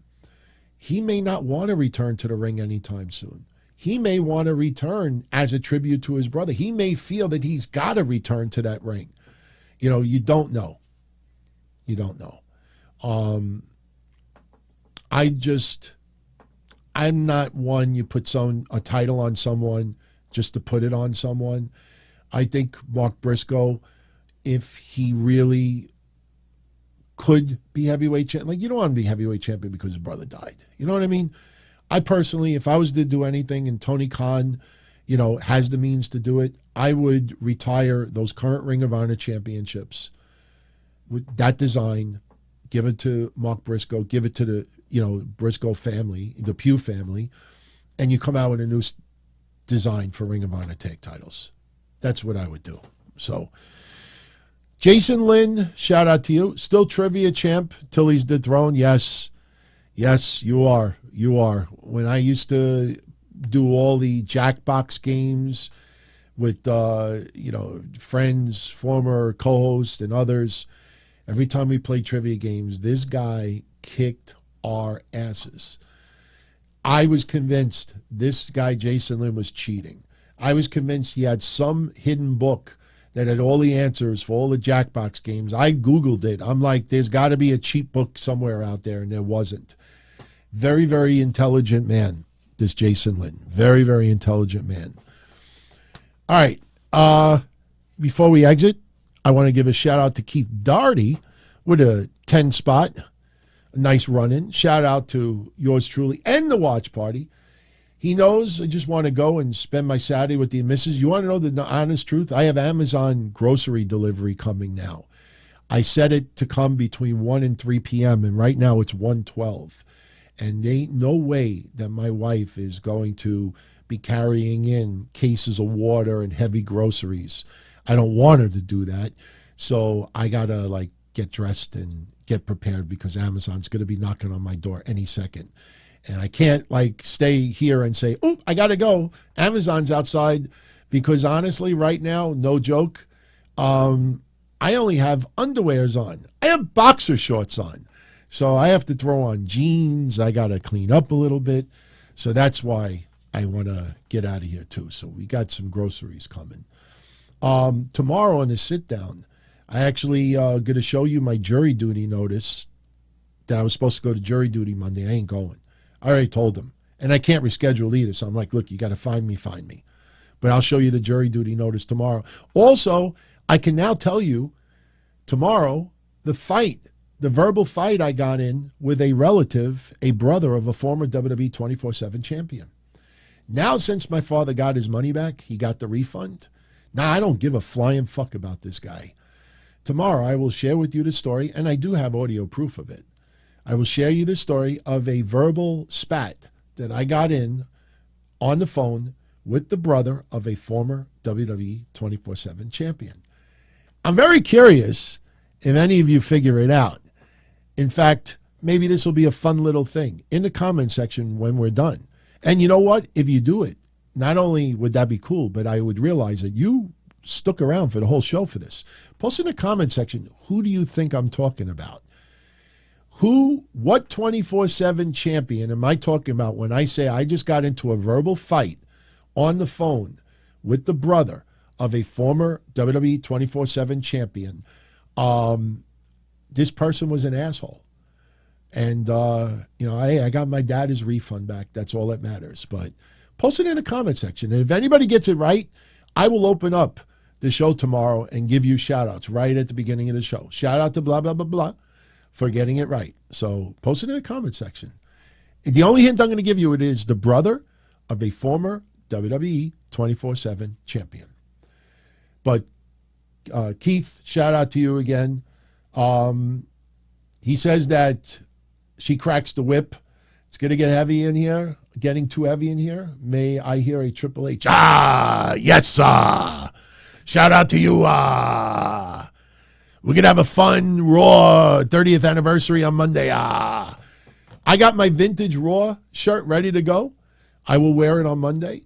I got to figure out what's going to replace the Muppets back there. I just wanted to rip it. I don't know why I posted the Muppets in the first place, but shout out to AJ Moore. Shout out to Shaheen Nuclear Graphics. they still represent in the background some of the artwork. And yeah, some of that artwork is going to be rotated from time to time. I got some cool shit. I got some old school, you know, from the Midnight Express to the new Midnight Express. Yes. I got everything from Cactus Jack to, you know, whoever. I even got Eddie Kingston stuff. So every couple of days, you know, the funk one, you know, I might have to keep up more than others, but it's going to break my heart. The night they turn on Sami Zayn, I'm going to physically get up out of this chair. Won't do it now because I have boxer shorts on. You don't want to see my hairy legs. But I'm going to get up out of this chair, and I'm going to pull that off the wall. Question is, what do I put in its place? So, and I'm still trying to find room for this DMD. So, all right, everybody. I'm going to jet out of here. I hope you have a fun weekend. Enjoy the rest of it. Again, I will let you know during the week what's going to go down as far as next Saturday. I probably will do a show Friday night next week. We'll do some Royal Rumble predictions. That's always fun. I mean, we'll try to predict who's going to be number one. They may advertise it. We may end up getting a match. Who's number one, who's number two. We'll definitely get into the matches themselves. You know, we still got another SmackDown. You almost feel like the contract signing maybe should have gone down next Friday. The day before, you know, the Royal Rumble, that probably would have been a better way to go off. So they have something planned big next week. Kevin Owens taking on Solo Sikoa. We'll see where it goes. But enjoy the rest of your weekend. If you're going to be with me tomorrow night, I definitely look forward to seeing you. We will have the sit down at 8:05 p.m. And if you're busy tomorrow, then we got Monday.